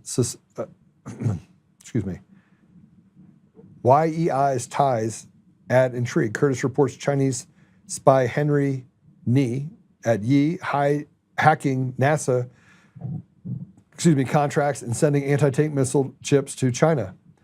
Ni was arrested in 2004. Florida's proximity to Smartmatic's Boca Raton founding 2000 and Venezuela-linked founders Venezuelan Chavez contracts is notable. Smartmatic won Venezuela's 2004 referendum amid fraud claims. Writes as Curtis testifies. This Venezuela-Florida nexus with YEI's CCP ties via Ni sets a suspicious stage for Coomer's entry into Sequoia, Smartmatic-owned, Venezuela-funded.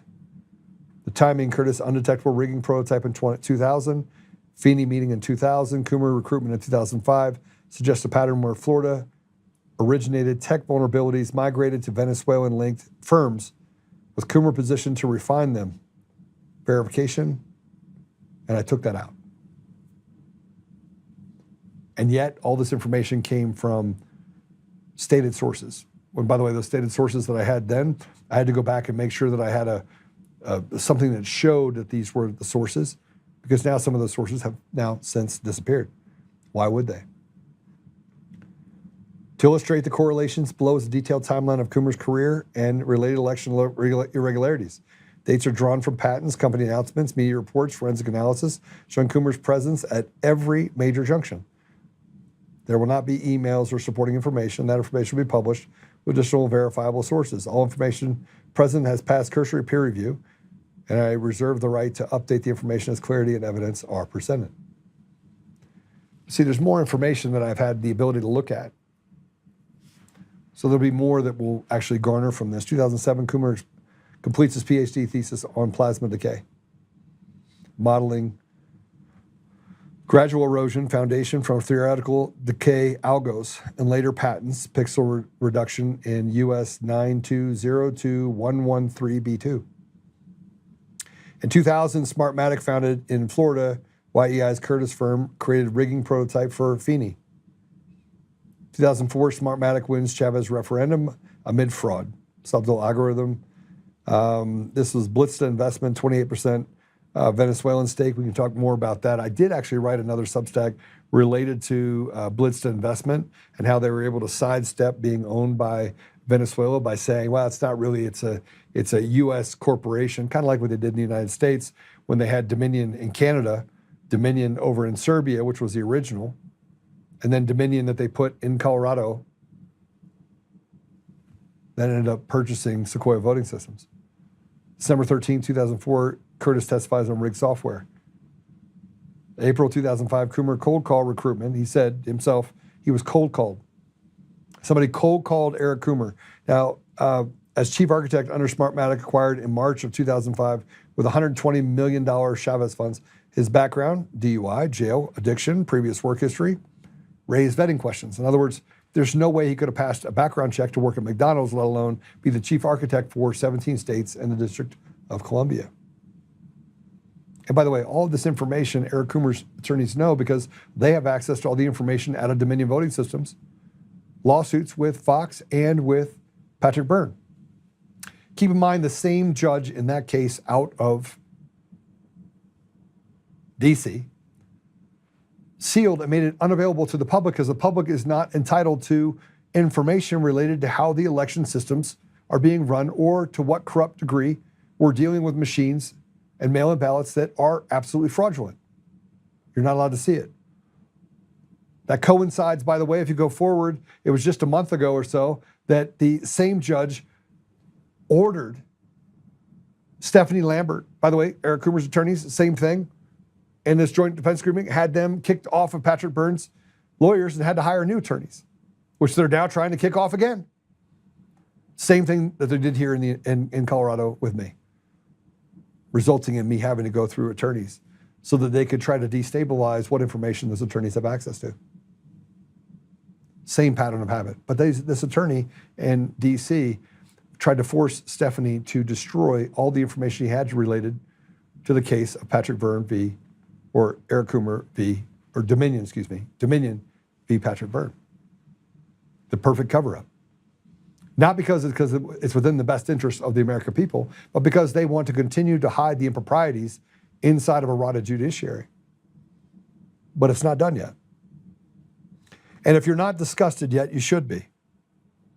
And if you're not understanding what I'm saying currently, we're going to go through more. There's more stuff for you to see. Because I was called a liar. All he had to do was say this. All Coomer had to do was this. Come out in November and be like, look, I was on that call. I had a couple too many drinks. I was being bombacious. I probably would have left it at that. But when you came after my family, and then I had to hire security, and then you said that I was lying when I wasn't. Like there was nothing for me to gain by lying. Nothing. The only thing that it created was absolute headaches for me and my family for the last 6 years. And it took away from me the ability to help people. So one thing that on Friday I started thinking about, and I just started getting really angry. Like I enjoyed helping people in the poorest of communities. I enjoyed it a lot. I enjoyed helping people in need. It's what I thrive doing. Let's read more of this. Put it back up. In March 2006, Sequoia glitches in Chicago. Dozens of Venezuelans flown in support of staff software. Coomer at ground zero. I was supposed to redact where I got that information. Probably should still. 2006 CIFAS probe investigates Smartmatic Venezuelan ties. Coomer's software under scrutiny based on multiple points of failure. This was because of a whistleblower report in in July of 2006 from a whistleblower. November of 2007, Smartmatic sells Sequoia to U.S. managers retaining IP. Let me just say that again. They retain IP. So this is the first nexus. If you were to split off and say, okay, the foundation of the software now is ink dry and Smartmatic. It's now operating around different parts of the country. It's notably in California. We saw what happened there. They retain the IP. It's a ruling from 2008. Guess who remains? Eric Coomer. 2009, Dominion Smartmatic partnership begins. Coomer at Sequoia during the integration. Multiple election failures. Massive election failures happened in 2009, 2010. And they're like, oh, we're just getting our feet wet. There was lots of excuses as to why the machines. Now, there was somebody that was actually working in 2008 during that time with him. He came forward and gave us access to all these emails. And he talked about the fact that they would brag about getting into systems, changing votes, moving things around, and coming out without anybody detecting it. His words that he backed up with information back in 2020. 2010, Dominion acquired Sequoia June 4th. Coomer transitions to VP of U.S. Engineering. Mongolia parliamentary election used licensed Dominion tech, glitches, failures, Smartmatic lawsuit claiming Dominion didn't fix. Claimed that Dominion collected data from centralized location in Mongolia. Guess who was present? Eric Coomer. Now, he originally said that he wasn't there. But we caught him because we had an email that showed that he was there, bragging about being there, actually. 2010, 2013, Philippine election glitches, 2010 to 2013. Dominion scanners, litigation, alleges fraud. Coomer present. 2011 to 2015, Coomer co-invents 11 Dominion patents, including adjudication, thin air potential. In other words, manufacturing ballots out of thin air. We saw it happen all over the country. 2012, Smartmatic sues Dominion for breach, alleging interference in Mongolia and Puerto Rico, Coomer in leadership during dispute. 2014, Ukraine Maidan events reportedly used Dominion system. Coomer presence reported. 2015, 2018, Smartmatic bribery in Philippines. There's an indictment in 2024. Coomer at Dominion. 2016, Dominion Serbia data center built by Roaming Networks, Huawei partner. Coomer demonstrates adjudication in Colorado bulk, explaining bulk mark it as filled in, critiques alleged vote flipping capabilities. 2020, we saw the anomalies in Georgia, Colorado, Nevada, Michigan, Pennsylvania, New Mexico, Arizona, blah, blah, blah, blah. Keep going. Glitches, spike, resistance, audits, Antifa call, Coomer's Facebook post exposed by Joe Oltmann. That'd be me. November 9th, 6 days after the election. Mesa Report 1 dropped in September of 2021. Mesa Report 2 dropped in March of 2022. August 2024, Smartmatic exec indictments. 2024, 2025, Tina Peters is put in jail, gets 9 years. The timeline is a 40,000-foot view of Coomer, 50 sub-events involving election denials, glitches, lawsuits, presentations, conflicts, all involve Eric Coomer. Coomer's decay thesis, erosion, mirrors patent pixel manipulation with anomalies, glitches, fraud, claim tracking his role from Chicago 2006 all the way through the 2020 election.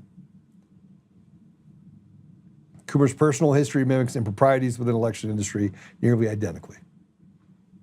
Born around 1970, he grew up as a rebellious son of a Vietnam veteran, identified as an anti-racist skinhead, if that even exists.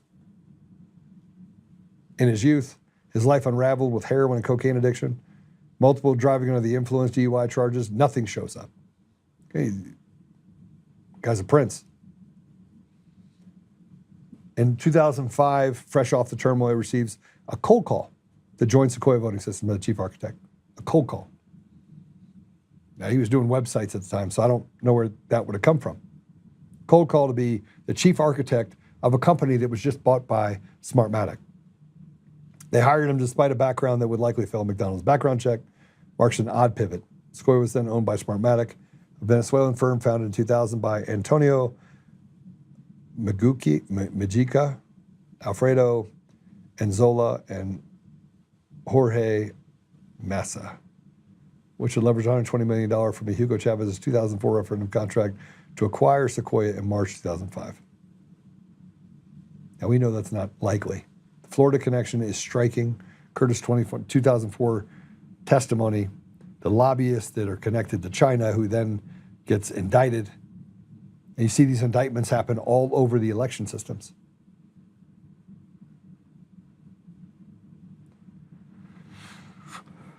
You can read the rest of this. We'll put it in the Substack and everything so you can go back and read it. And I'll put it out, if we put it out on all the socials, please, as well.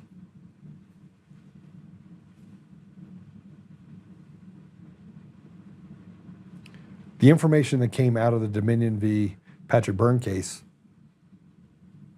as Stephanie Lambert dug into it, remember she was the one that was charged in Michigan. She just actually had those charges thrown out. Came forward and said these are crimes that were committed by people, and one of the people in particular was Eric Coomer. Now, the information was so sensitive that Dominion freaked out and said we need to seal this information from the public view. And so the judge, because of ex parte communication that happened because of a third party that was acting to liaise that information between Dominion and the judge.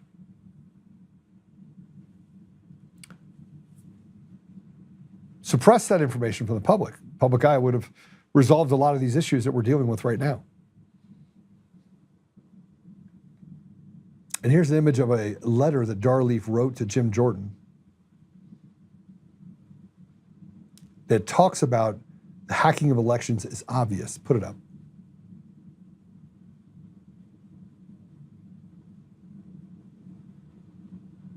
C47.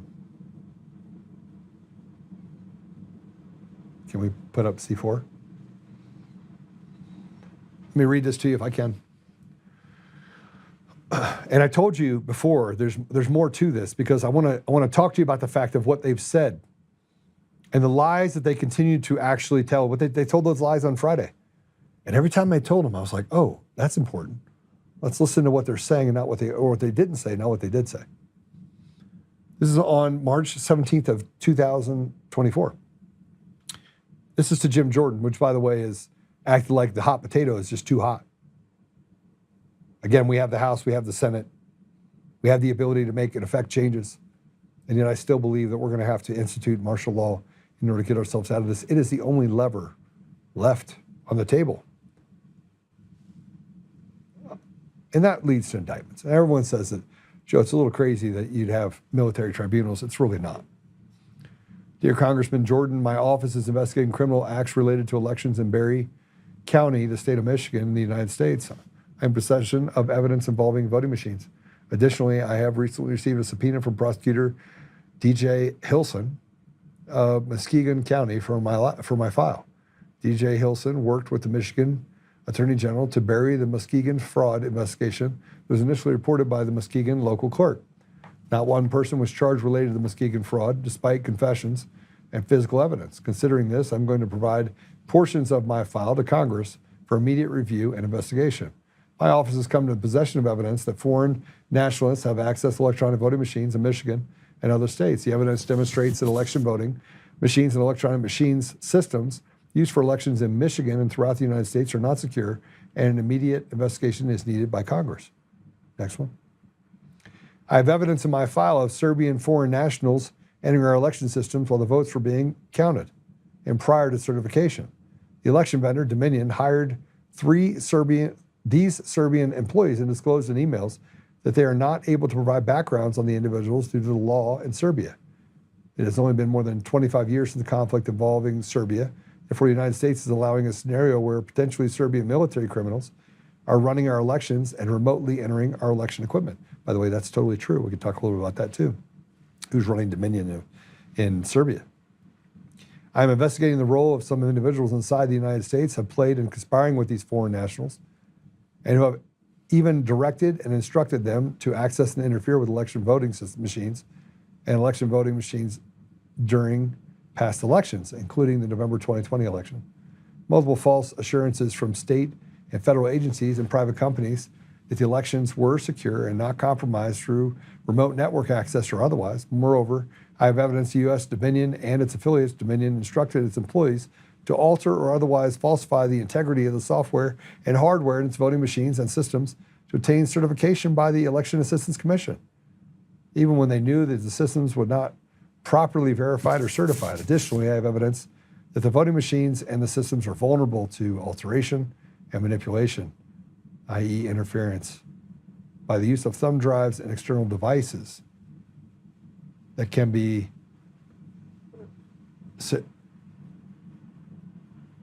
serendipitously connected to voting machines before, during, and after elections.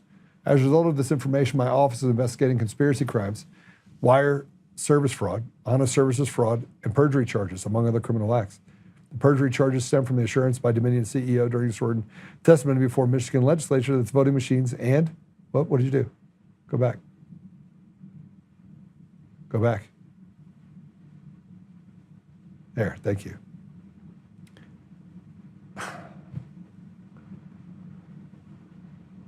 Can you go to the next one? You literally hit the button. Can you go back? Go forward, sorry. Just go forward one. It's not that hard, guys.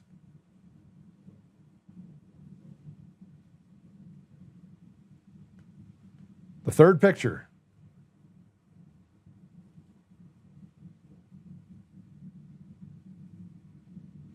There you go. That is, voting machines and voting systems could not be accessed or connected to any outside networks and sources, and it was a U.S.-based company. I said, now I have evidence that our election equipment is not secure and become election voting systems prevent transparency, and vendors that have more oversight and authority to have them examined than the officials that are charged with the constitutional duty to ensure our elections are secure, transparent, and fulfill our promise to each and every American that their votes will count and will be properly tabulated and not diluted, deleted, or otherwise altered. I'm presenting you with this letter and an initial tranche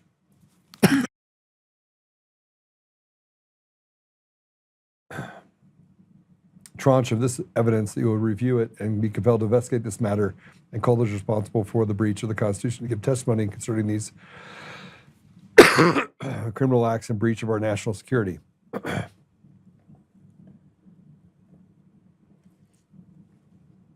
These matters impact not only us here in the state of Michigan, but every citizen voter in the country who relies on the constitutional promise that each legal registered citizen vote should have one vote, and that vote should correctly reflect his or her will and choice. Go ahead and put the last page up. As a constitutional officer, my duties are defined by my oath of office. The Constitution, statutes govern my office, and those powers at common law were recognized as being attached to my position. In light of this evidence, I am suggesting that every election official consider an emergency backup plan for upcoming elections to prepare to verify all ballots and voters and to hand count paper ballot at the end of elections to confirm the accuracy of the vote. The voters and our election machines are working properly. There's no harm confirming these results to ensure that the will of the people is reflected. Thank you in advance. Excuse me. For your prompt attention to this matter, please do not hesitate to contact me if there is any questions or you would like any additional information concerning my investigation. As it stands, I have no faith in the federal institutions that allowed this garbage in the first place. Therefore, I am attaching unredacted documents for your review. More importantly, for review of by the American people. This should allow for Congress to issue subpoenas in an expedited fashion. I look forward to Congress working for the American people, quickly addressing these election security problems while I pursue the criminal investigation with sheriffs across the country. Sincerely, Dara Leaf. Okay, let me just tell you where that went. You guys want to know where that went? Anybody? Go ahead, take it down. It went nowhere. There was never an investigation, and Jim Jordan did not even call for a special hearing. He took that information and he swallowed it. He swallowed it. Put up the document 8, please. So this is the, go ahead, push it up, push it up, push it up.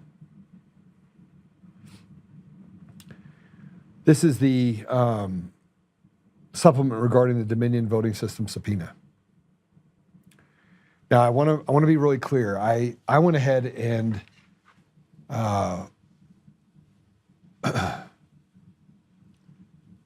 this particular thing is that Eric Coomer sought to have in the deposition they did with Patrick Byrne.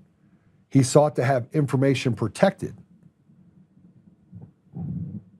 Now, we were able to file orders inside of the state court. Can you make this bigger at all? Is it possible to make it bigger so I can read it?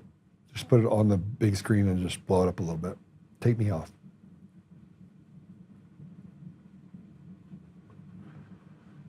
We can't make it any bigger? I can try to read it. Let me just try to read it. Well, it's not going to help if I can't read the whole thing. There you go. All right, that works. Come now, the defendant, Joseph Oltmann, go down through. Hear this, go to this. On January 16, 2026, 10 days prior to Eric Coomer's deposition, and the Eric Coomer, why did he move over? What? Okay, there you go. In the Middle District of Florida, Coomer filed a motion for protective order, seeking to limit the range of topics on which he could be deposed. Specifically, he sought to preclude inquiry into foreign and domestic election interference, his role in the election interference, and what Dr. Byrne described as an ongoing criminal investigation into those matters. Coomer expressed an intention to invoke his Fifth Amendment privilege and engage in substantial hand-wrangling over what he characterized as Byrne's and her counsel's intention to probe Coomer's participation in an international conspiracy to interfere with the 2020 presidential election in the United States, including working with actors from Venezuela, Serbia, and China. He sought to place all such inquiry off limits, as well as inquiries into criminal conduct such as money laundering or bribery of public officials, access to ballot images, source code changes, post certifications, honest service fraud, misleading municipalities with splash screens, and implementing and distributing versions incapable of counting write-in candidates with no disclosure to state or municipal government.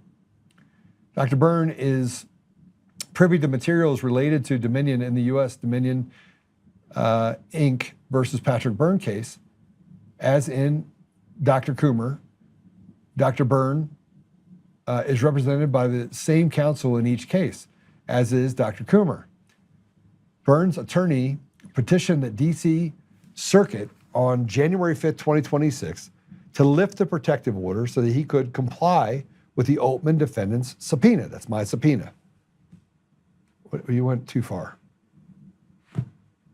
Can you please go down?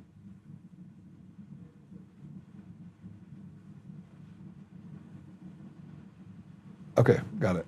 On January 22nd, 2026, Dr. Byrne responded to the motion. He asserted the defense of substantial truth and explained that it was entitled to inquire into the circumstances with a wide network of Dominion employees, contractors, and manufacturers to allow alteration to tally results in the November 3rd, 2020 election. In other words, Dr. Coomer wants the court to deny Dr. Byrne the opportunity to obtain evidence which proves that the statements in the deep rig and the implications of the statement are true. Dr. Byrne explained what evidence it currently possesses and established Dr. Coomer's involvement with former Venezuelan election officials, some of whom are now under indictment in the United States, and a history of Dominion's purchase of Smartmatic, also under indictment. With his subsidies, Sequoia Voting Systems, Dr. Byrne has provided documentation establishing Eric Coomer's shares patents with former Sequoia employees and a Serbian engineer tied to Huawei. According to Byrne, exposition of the materials produced by Dominion in the DC case, they established that Eric Coomer was a major participant and coordinated with others at Dominion, which the discovery documents testimony would be utilized by Dr. Byrne in his truth defense, and that the statements made in the deep rig were true. On January 23rd, 2026, Dr. Byrne filed an addendum in his response, in which he set forth contained admissions by Dr. Coomer in response to discovery requests. As part of his job responsibility and marketing activities, remember he said he was marketing now, not the chief architect, which he was. Which, by the way, that's what you do when you're basically trying to hide someone, just so we're clear. As his job and responsibilities and marketing activities, Eric Coomer previously met with individuals of foreign countries to discuss Dominion equipment. Eric Coomer discussed vote adjudication software with internal Dominion employees he understood to be from foreign countries. Eric Coomer discussed election system code with internal Dominion employees he understood to be from foreign countries. Eric discussed programming at a code-based level with internal Dominion employees he understood to be from foreign countries. Mission 35. Serbian employees had the ability to connect to Dominion equipment in Dominion's Denver office to troubleshoot technical issues, clarifying this was distinct from remote access to Dominion's equipment fielded in customer jurisdictions. But just keep in mind, you have to have one to do the other. During Dr. Coomer's deposition on January 26, 2026, he made the following admissions in direct contradiction to his testimony in Georgia grand jury proceedings, in which he testified, "I'm going to ask you, did you rig the election campaign?" His answer was, "No, I didn't, nor would I even be able to." What does that mean? I'm not able to. I don't have the access. I don't have the ability to explain any of these vulnerabilities, and it's not me. I mean, counties, states run elections. Dominion just builds the hardware and provides them the software.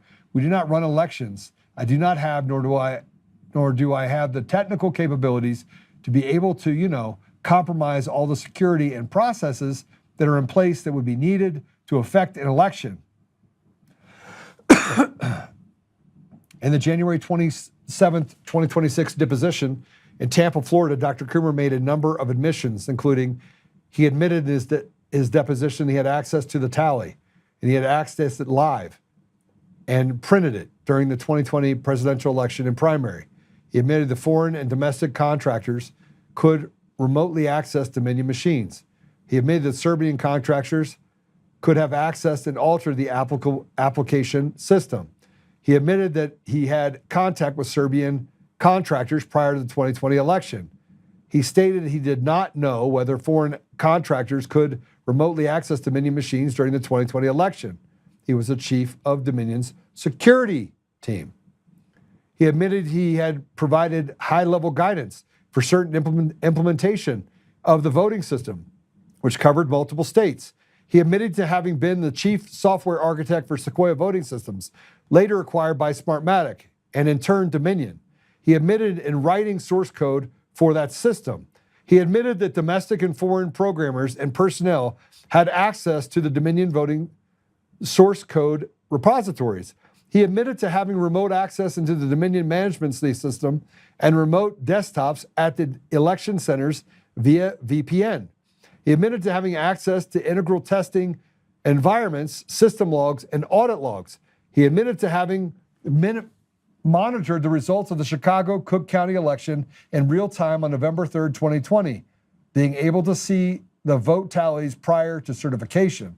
He admitted that when a trusted build is installed, it would wipe all of the data from the prior elections, which is directly contrary to the testimony in the Tina Peters case in Mesa County.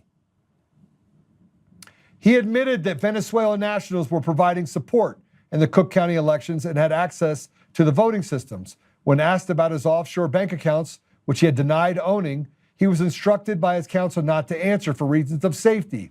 But counsel indicated he does in fact own such accounts.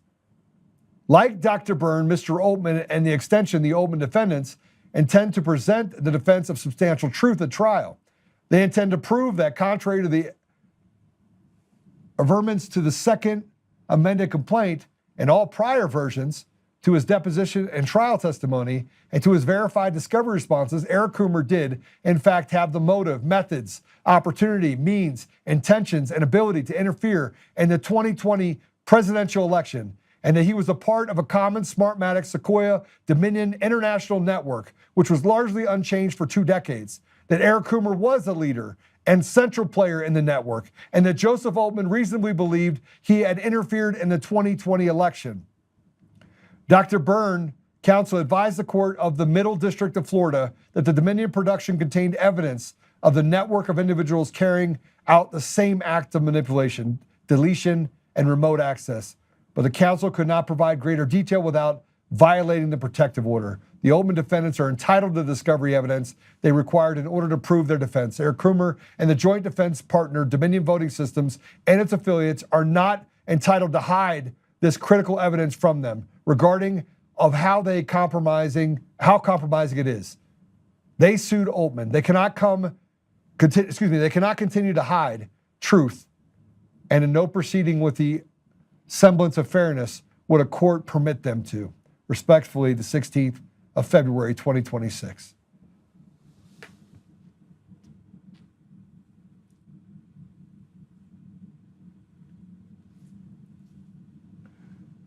Don't worry about it. Trump's not going to win. I made effing sure of it. That was the call. Now, I told you we were going to go over today. And I told you we were going to go over because,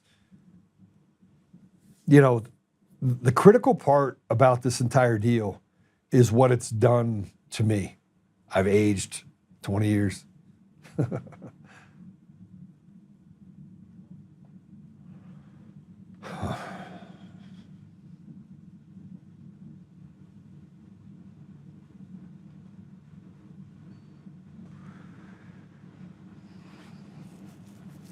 soon after this thing happened in February, the court in D.C.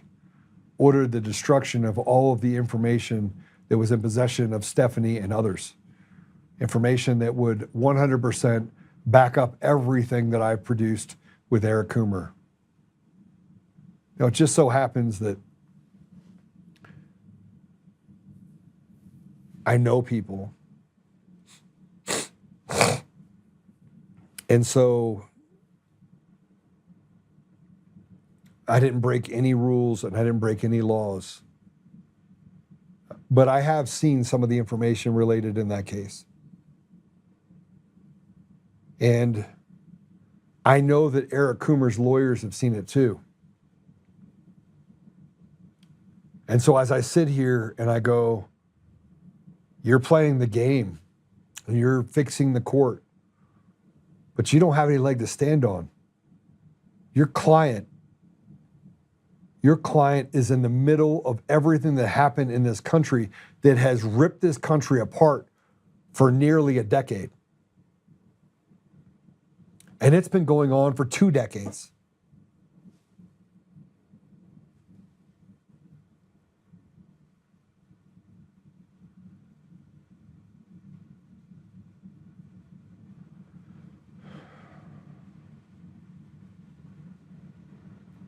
I have more to talk to you about. I'm going to take a quick commercial break, and when I come back, I'll go through the rest of it.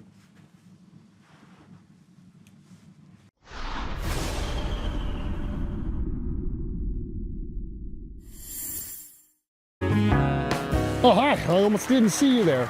Welcome to DCF Buns, where you can find the freshest buns in town, if I do say so myself. Oh, our master bakers teach class every week.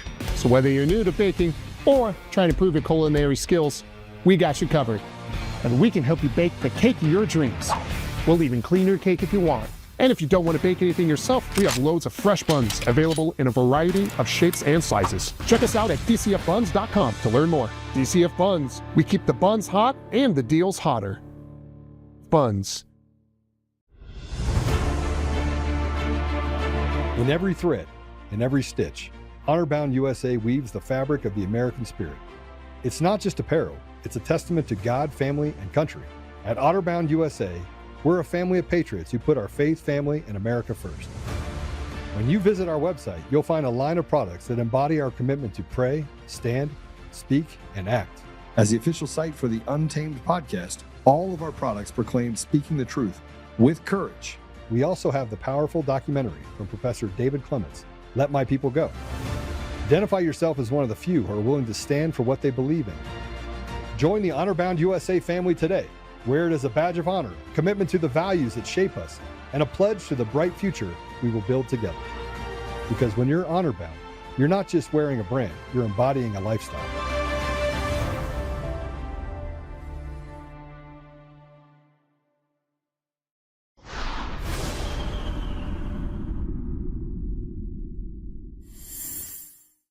I'm going into incredible detail for a lot of reasons.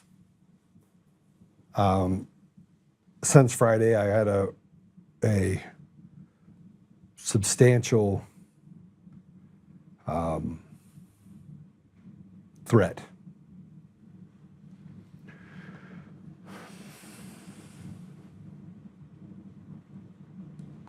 And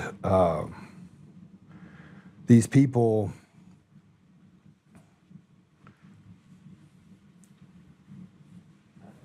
these people can't stop it from coming out, but they're placating President Trump a little bit. And, they get, James Comey and everything else. And so they're little baby steps. And I know that President Trump's a very smart man. And everybody's like, Joe, you can't support what he's doing over in Iran. I was like, well, actually I can. Because if you're going to break the back of the devil, and the devil being the, Bank of London and all these other places that have subverted and betrayed their own people in the UK, then you have to allow for pieces internationally to fall. And they're like, well, they're doing it for Israel. And I was like, maybe. Maybe they are.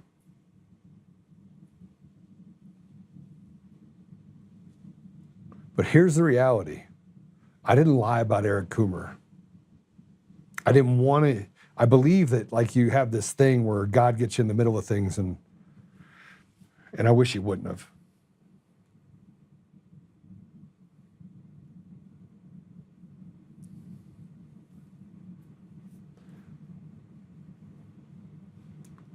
because the road has been tough. I don't like getting angry. I go back to before 2020 and I was like, I was happy-go-lucky. And before that, my brother died. And it put me in a dark place in 2017, 2018. Because I got to forget for a little bit, because you can advocate for guys that are gang members to, that they didn't do anything wrong, or you can advocate for guys that are just trying to mentoring them into things and they get in trouble with the law. You can go meet with the DA and you can reason with them that this is a good young man.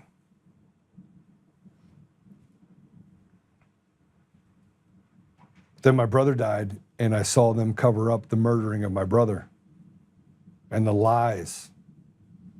And it hurt. And I didn't know in 2020 what I'd be facing. And I know the Coomer's lawyers are listening. I know Eric Coomer's probably listening. But they're just not truthful. And they say things like, your obsession. I don't have an obsession. I have an obsession with the truth. But let's bring this up. This is the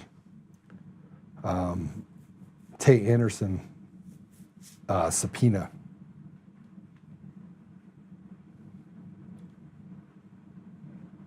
C10.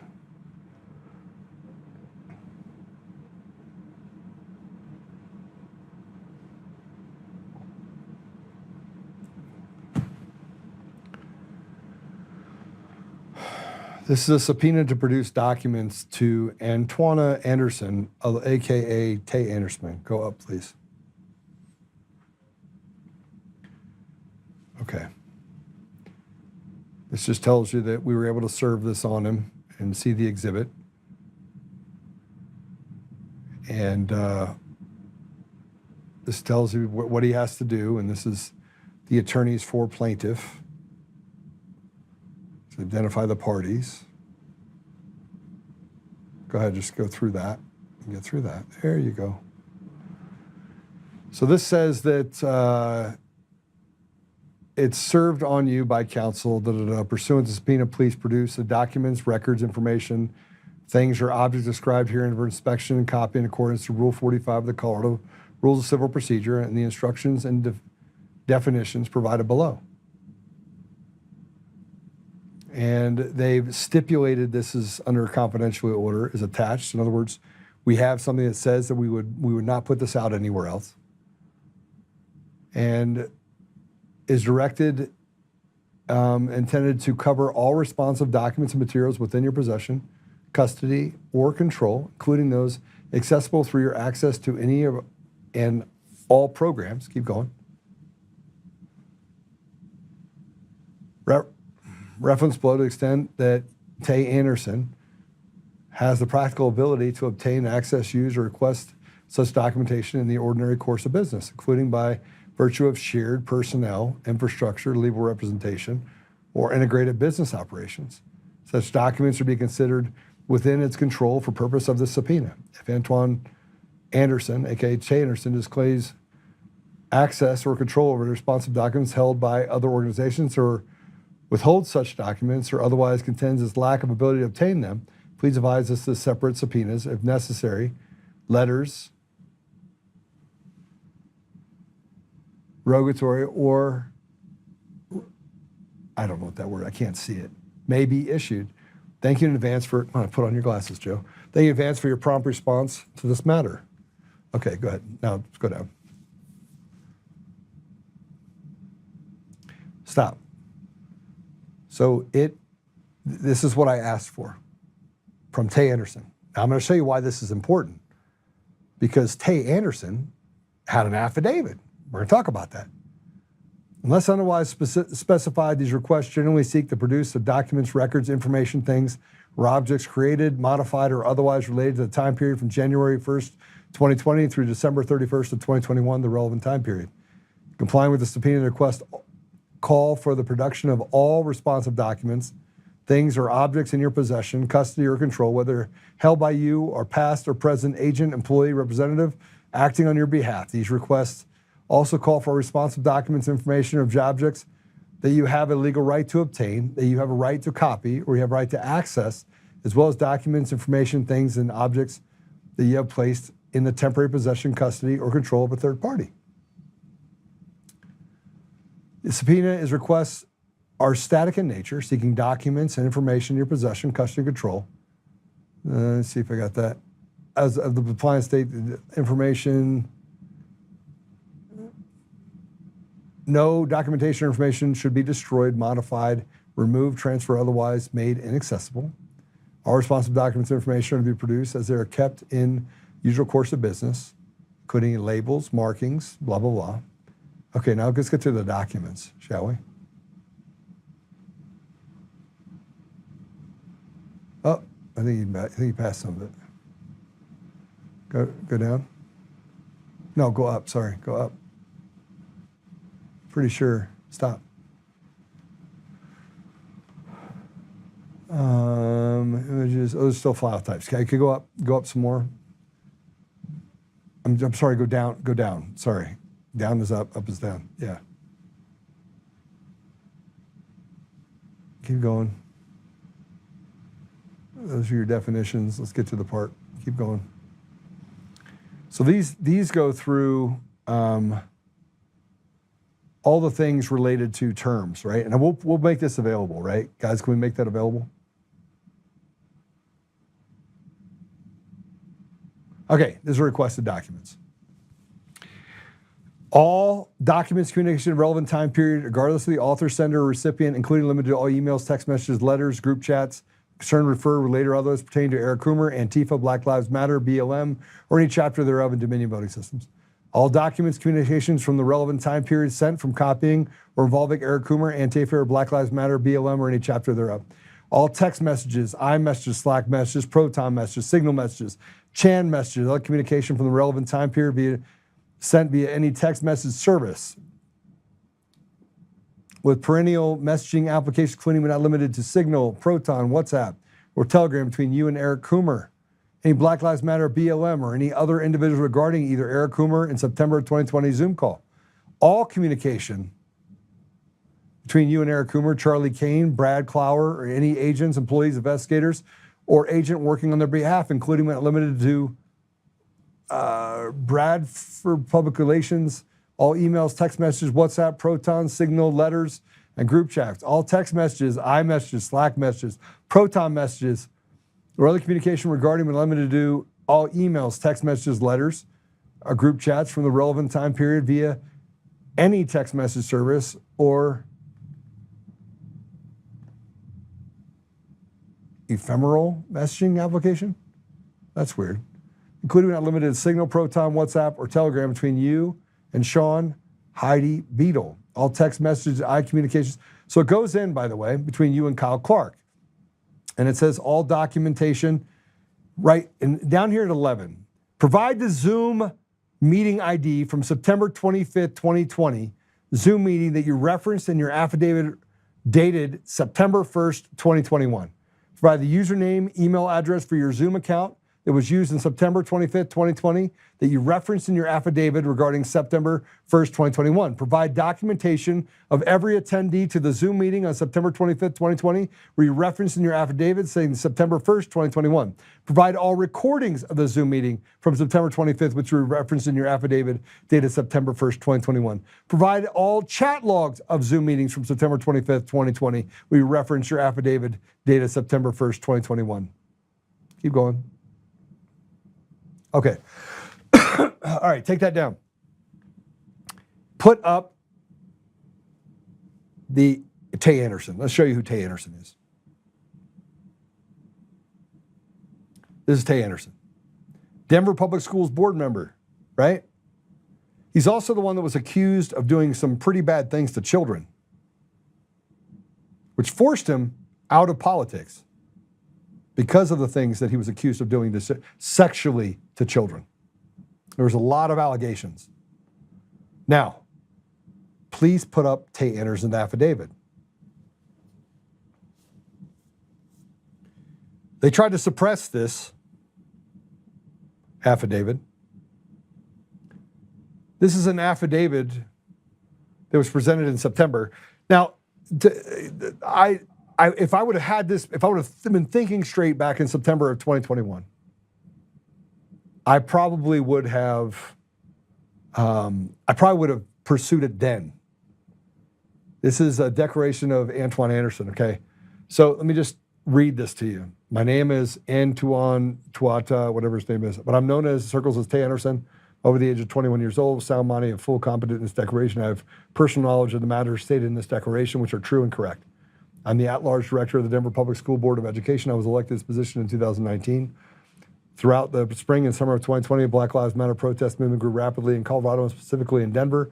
Following the murder of George Floyd in Minneapolis, the movement drew attention to similar issues here in Denver, specifically with respect to concerns about police brutality.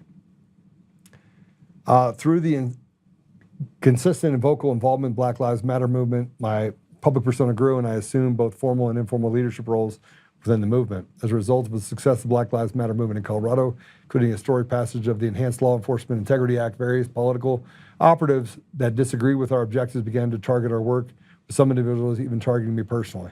One of the individuals who targeted Black Lives Matter was Joseph A. Camp. Camp frequently attended public protests where he would photograph participants, harass attendees, and provoke confrontations. Mr. Camp's presence was so frequent and intrusive that it eventually complained to law enforcement. We would file complaints against Camp related to harassment and stalking. On Wednesday, September 23rd, 2020, Camp attended a protest in Denver that I had held organized to demand justice for the murder of Breonna Taylor. Camp arrived with multiple armed bodyguards who were ticketed for carrying large capacity gun magazines that are banned in the city. As a result of Camp's increasingly aggressive and potentially violent conduct, many members of the Denver progressive community, including myself, were deeply concerned with our own personal safety and that of our community. We scheduled a conference call to address the concerns on September 25th, 2020. I do not recall any other call during the mid to late September timeframe that were scheduled specifically to discuss Camp. I want to show you something here in a second. On September 25th, 2020, I participated in a Zoom conference with roughly 15 to 20 other Denver activists who were discussing the escalating threat of violence from Camp and how to best to counter the tactics peacefully. As administrator to the call, I was generally familiar with the call participants who were visible during the call. During the call, no one mentioned Eric from Dominion, and I'm not familiar with anyone who would meet that description. I do not know Eric Coomer, nor have ever met him. In the time working in Denver community, specifically with members of the community that have actively engaged in Black Lives Matter movement with other related movements for social justice, I have never heard of the name Eric Coomer and had any interactions with anyone who claimed to know him. I only became aware of Dominion voting systems in the weeks after the 2020 presidential election and have not followed any news coverage of Dominion closely. Pursuant to this, I declare a penalty of perjury to the law of Colorado that foregoing is true and accurate. Further, the declarant is not, and he signed this affidavit. Okay, pull up my, do we have my notes? We don't have the paper notes, pages and notes.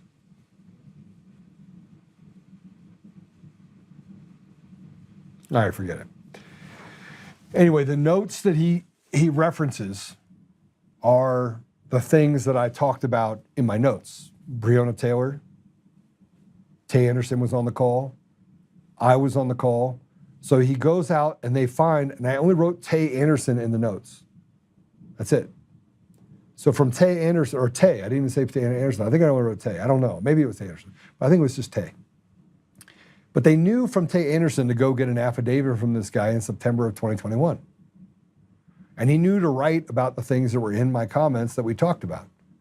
And said, oh, but Eric Coomer wasn't on that call, but there was 15 to 20 other people. So all I want is I want the 15 to 20 other people. I want access to the Zoom call, and so that I can do my own verifications of those people, and I can subpoena all of those people as well. You have a judge in D.C. that through ex parte communication was limiting and trying to destroy evidence inside the case the same way that they did with who? Yep, Jeffrey Epstein in the Virginia Gumphrey case. Same thing, identical. We can't you can't actually use this information because it's damning to Dominion voting systems and it's damning to Eric Coomer. And it also is further proof of all the things that Eric Coomer and Dominion voting systems had engaged in.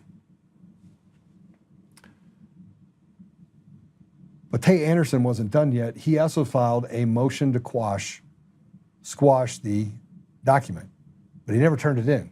But he did send it to me. And this is a non-party Antoine Anderson's motion, keep going down, and a motion for sanctions and a protective order. This is crazy.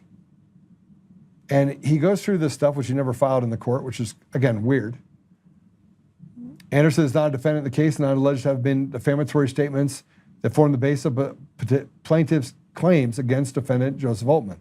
Nonetheless, the subpoena demands sweeping categories of documents related to political advocacy, activism, and personal communication spanning multiple years and impose complex electronic discovery requirements typically reserved for corporate litigants. The theory underlying the subpoena appears rooted in the same speculative election conspiracy narrative that proliferated following the 2020 presidential election that were repeatedly advanced by allies of former President Donald Trump. Courts across the country have consistently rejected such allegations when subjected to judicial scrutiny. At the time relevant to the allegations of this case, Mr. Anderson was a 21-year-old member of the Denver Public School Boards of Education, a local elected body responsible for overseeing a municipal school district. That the subpoena appears premised on speculation that Mr. Anderson somehow possessed capacity to influence or manipulate the outcome of a national presidential election. No, I didn't. I didn't say anything about that.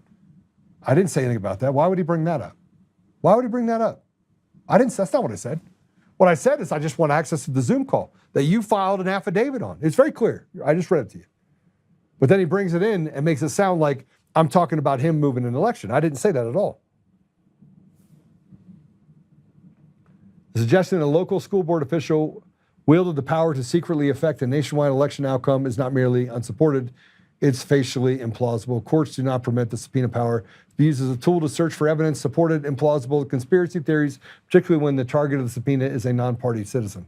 Indeed, if Mr. Anderson possessed the extraordinary influence defendant appears to attribute to him, one might reasonably expect the influence to have extended to his own local electoral outcomes. Defendant offers no factual basis for the speculation.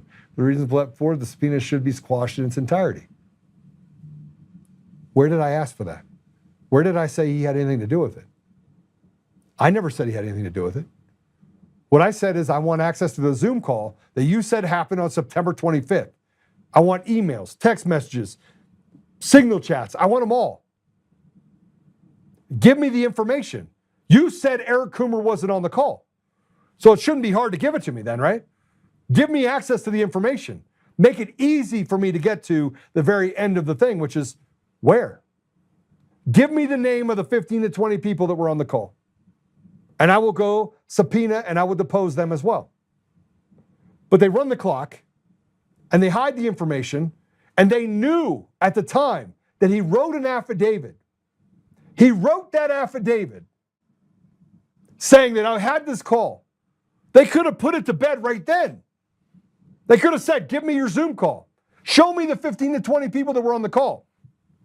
Tell me who the people that were advocating for Black Lives Matter, and that it wasn't an Antifa call, it was a Black Lives Matter call. But even though he was on it, and even though they were talking about camp, and even though the information in my notes lock up to it, which I don't believe it was September 25th, I believe he's hiding the actual date. I do. I believe that. Now I want to point something else out. They had the opportunity in September of 2021 to say, give us the Zoom link. Now, in the mean of this, I'm taking punches left and right. People coming from everywhere. Everywhere I was turning, I was getting punched. And it wasn't one lawsuit. It wasn't one article. It was article after article after article. Now, let me show you this. And it's just really simple to me. Whether or not you're on a call is trivial to the fact that you were on the call. And whether or not you actually stole the election is completely different. But all the behaviors that happened after that call make you guilty All the things you did made you guilty, not me. Like, I didn't do it. You lied in an article on December 12th. He lied. Eric Coomer lied. He said that I fabricated all of those social posts, that they weren't him, and I was an imposter. And I was doing this for advertising clicks. I wasn't. I was elk hunting. That's what I was doing. Trying to process what happened on the 3rd, but trying to get away. There was no secondary thoughts of how you could go through this process. It was 100% a breakdown of holy crap. What do I do with this information?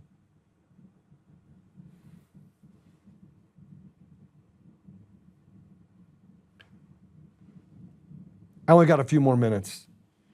And frankly, it is.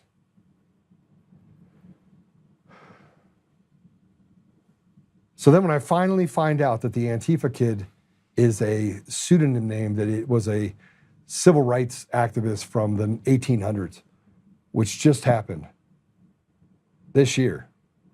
I mean, my goodness. Who only comes forward, which means he had to be involved in this. Somehow he still had to have connections to Antifa.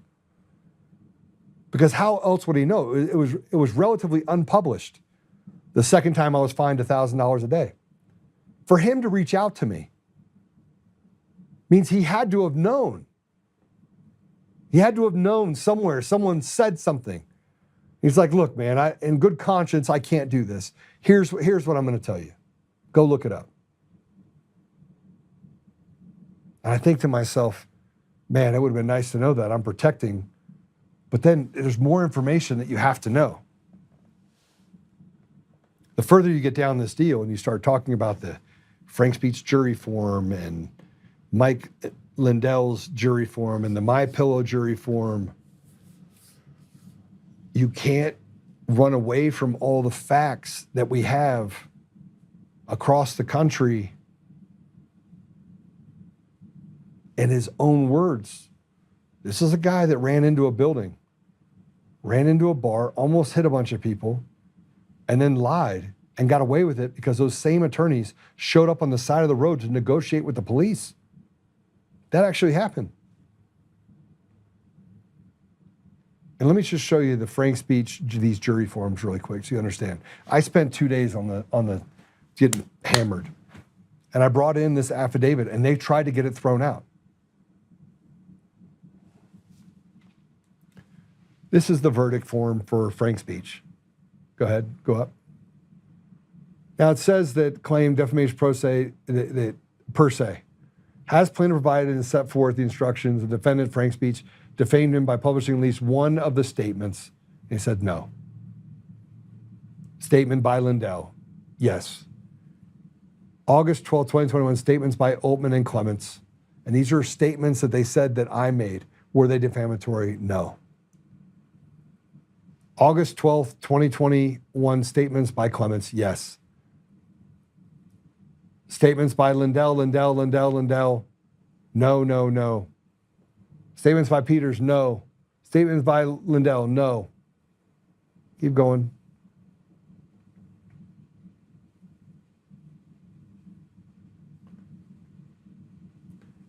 Has plaintiff provided set forth instruction 41 his claim for civil conspiracy against defendant Frank Speech? No. So said no. No. I then said, oh, here, we're going to award you $1,100,000. But then, look at the very bottom. Do you find that the reasonable doubt, go down. The defendant Frank Speech acted in fraudulent, malicious, or willful and wanton manner in causing the plaintiff damage? Yes. Okay, keep going, go up. All right, now let's go to the one for Mike jury form. So this one, go up, same thing. The way that they actually worded this are the statements made by Oltmann and Clements. And look at what it says on 1D. No. May 3rd statements made by Oltmann House. Instruction 8, paragraph 26. No. Keep going.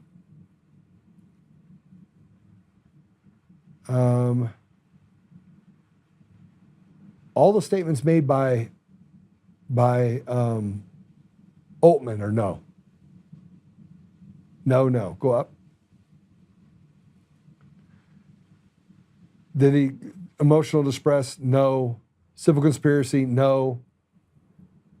Right?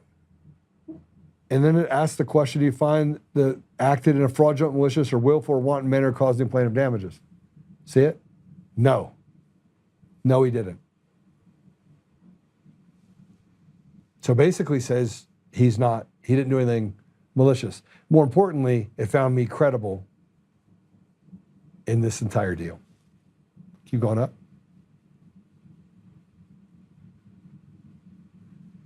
There's 0 for that one. All right, let's go to the next one. This is for MyPillow. Now, the way that they worded all these things, go up or down, sorry. Were the third statements made by Oltmann House found to be defamatory? Right? No. By Oltmann and Clements? No. Everything that I said, they found credible. Keep going up. No. They basically said no. No, he did not, and then no. No.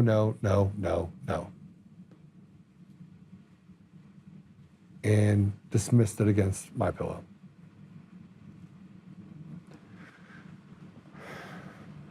Go ahead, take it down.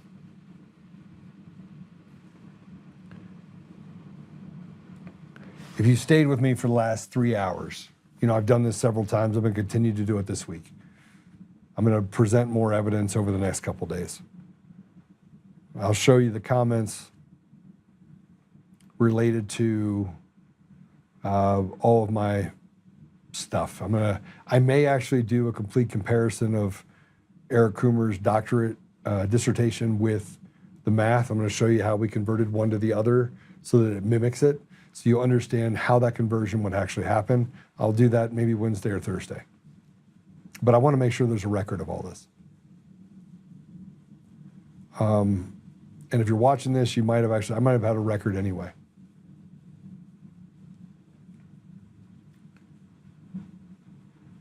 I'm looking at the comments now. So they can fine Joe $1,000 a day for not providing his confidential journalistic sources, but they are covering up relevant information, case evidence with no consequences. Yeah, that's true. Look, I have been, I've been at this for 6 years. I'm tired. And yeah, we've covered a lot of different other things other than election fraud. But the vast majority of my time for the last 6 years has been on the cause and effect of stolen elections in our country. And if we don't, I'm going to just tell you right now, if we don't get to a place where we can have free and fair elections, get rid of mail-in ballots, and do the things that are necessary in order to protect the people in this country, we have no chance. And this is a global problem. This is a global problem with global people who have built a wide net of how to take away from people what was never theirs to take.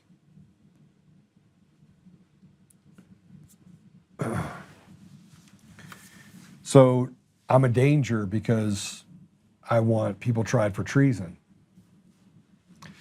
Here's what I think has to happen, just so you're clear.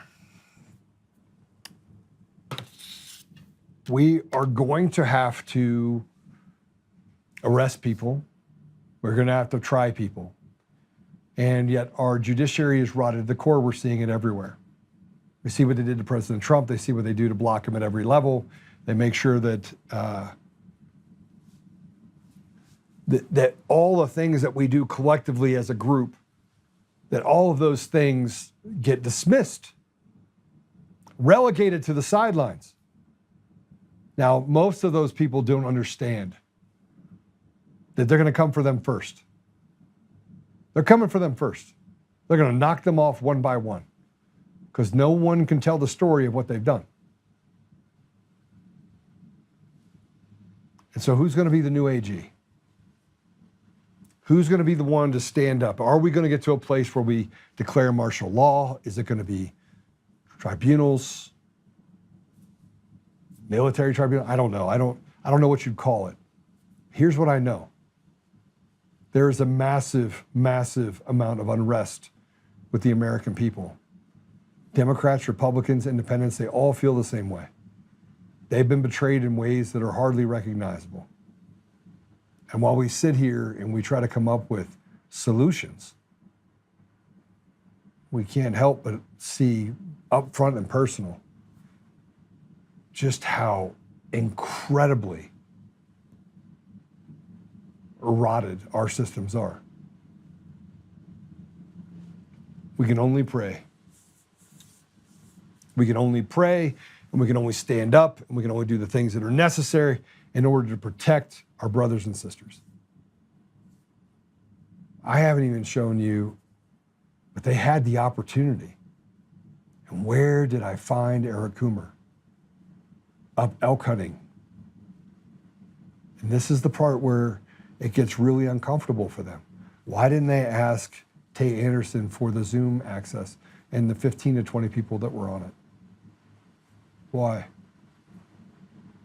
It would have opened up a lot. So I know that the systems in Colorado are completely, they're compromised. I know that. And yet, we still have to fight. But God. Right, Allie? But God. So I will tell you that you're the ambassadors of truth. You're the only ones that can actually share this. We're going to rerun it a few times over the next couple of days. I have so much information. We have Voter GA that's done so much work. We have the people in Virginia and Michigan that have been fighting this entire time. You got Steve Stern that puts up a thing down in Florida. You got people that are fighting everywhere. And yet we need to remember where it came from, the genesis of this was in 2005 when Smartmatic bought Sequoia Voting Systems, 17 states and the District of Columbia, and walked roughshod all over us with a guy named Eric Coomer, who was the chief architect. And from there, he sat around there for 16 years. And during that time in 2008, he got a DUI. He was forced not to be able to drive. Oh, don't worry, that case went away too, and it was in Colorado. And then we have the Mongolia, and we have the Serbia, and we got the Ukraine, and we got the China, and we have, man, the connections just become worse and worse in Venezuela, and these guys getting charged at Smartmatic, and all of this just swirls around Dominion, and nothing touches it. And they get a $787 million settlement. And they're above the scrutiny of having FOIA requests and requests to look in the information. And but God, President Trump was elected. And yet, but God, we know that what happened in 2020 also happened in 2022 and 2024. And just because they were able to stop it from happening in 2024 at a presidential level does not mean that it did not happen down ballot across the board, and they tried to pick and choose what they could take. Our election systems are absolutely fraudulent. And Mr. President, if you get a chance to watch any of this, I would just ask you to look at this one thing. The people deserve transparency. 56 cents on every dollar goes to a government entity that they take and hand off in massive fraud deals that ends up in Somalia and imams and illegals and people that came here that have taken advantage of the kindness of the American people. While we step over veterans, while we step over Americans that need that same support, while we don't address the systemic breakdowns in education or the things they've done to take away trade schools or what they've done in the pharma to put drugs in front of us and a vaccine in every needle that you have to have, or just the pushing down flock cameras on every corner so they can watch every move we make. And frankly, maybe you do need it because you got so many radicals in this country that are even in office that maybe it's the only relief valve we have. But then you don't prosecute them anyway, Mr. President. The only way we get through this is to have a Julius Caesar moment, because we don't know how many judges were appointed. We don't know how many laws were passed. We don't know how much damage was done, how many things were stolen from the American people that were at the hands of people who were never elected, they were selected. And once you get to that place where you can see it clearly, than the American people, who 82% want the SAVE Act passed, but nobody in Congress can do the will of the people. That should show you everything you need to know about the fact that we are captured by someone that cares very little about the American people. 6 years, I've matured quite a bit through this process. And what I want justice for once. For once in our life, I want the American people to win one. And by win one, I mean just get the ability to have their voice be heard, to undo the damage that's been done to our country and to our children.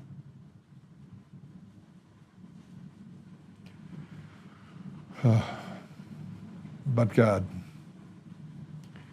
All right.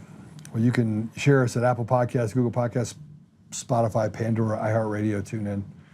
We're in the process of getting all the Roku stuff done. We'll have an app that'll be done here certainly sooner than later. We are also going to, I don't know, we have some other stuff that's going to be pretty cool. We're bringing in like a Bible app that'll let you interact with the Bible. It's going to be pretty cool. We'll see.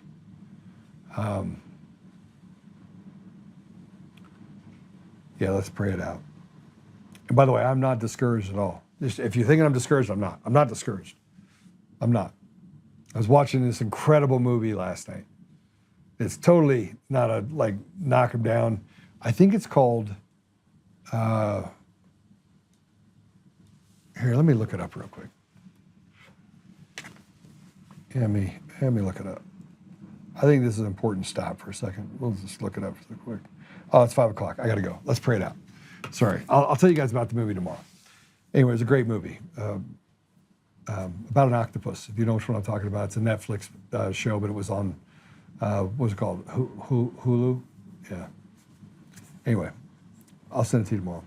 Father God, thank you for the time that we had together. Thank you for the ability to kind of walk through some of this information and just reason with people about where our elections are and recognize just the innate evil that we have that is consuming much of what we have as a country.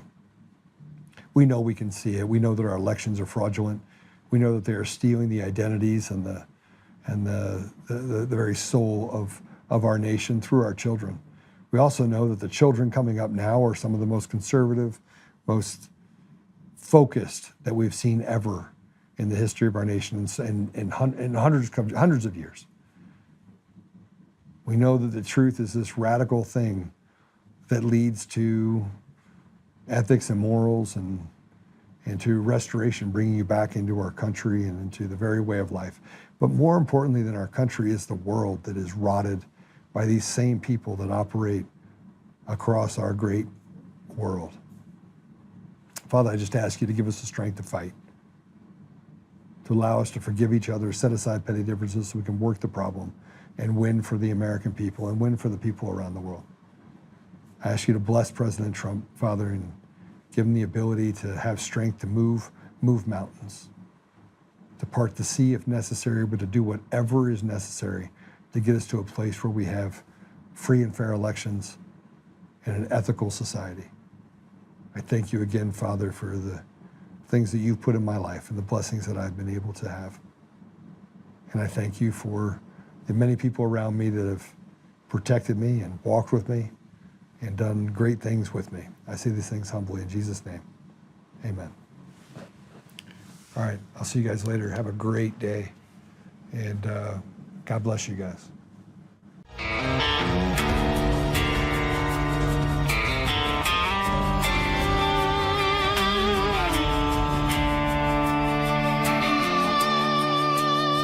Rise up untamed in the heart of the fire where the wild ones roam. Joe Oltmann's calling, bringing truth back home. From conservative daily to this untamed fire, we shatter the silence, lifting spirits higher. No chains can hold us, no lies can prevail. Authentic and fearless on this rugged trail. Patriots gather under stars and stripes. Untamed nation. Untamed nation, let the truth roll out in this land of the free. Standing proud from sea to shining sea, we won't back down.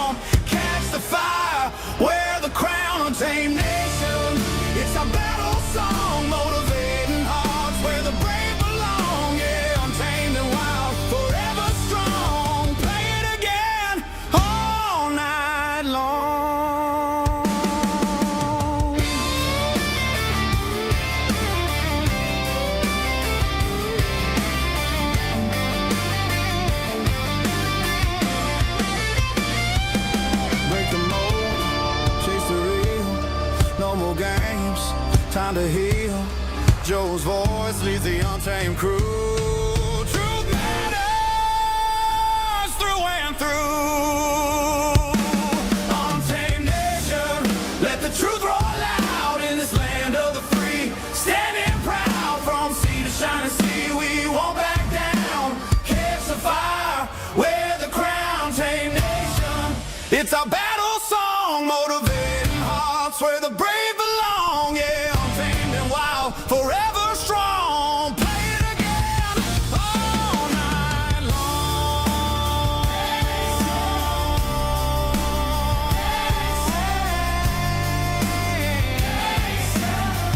Truth forever.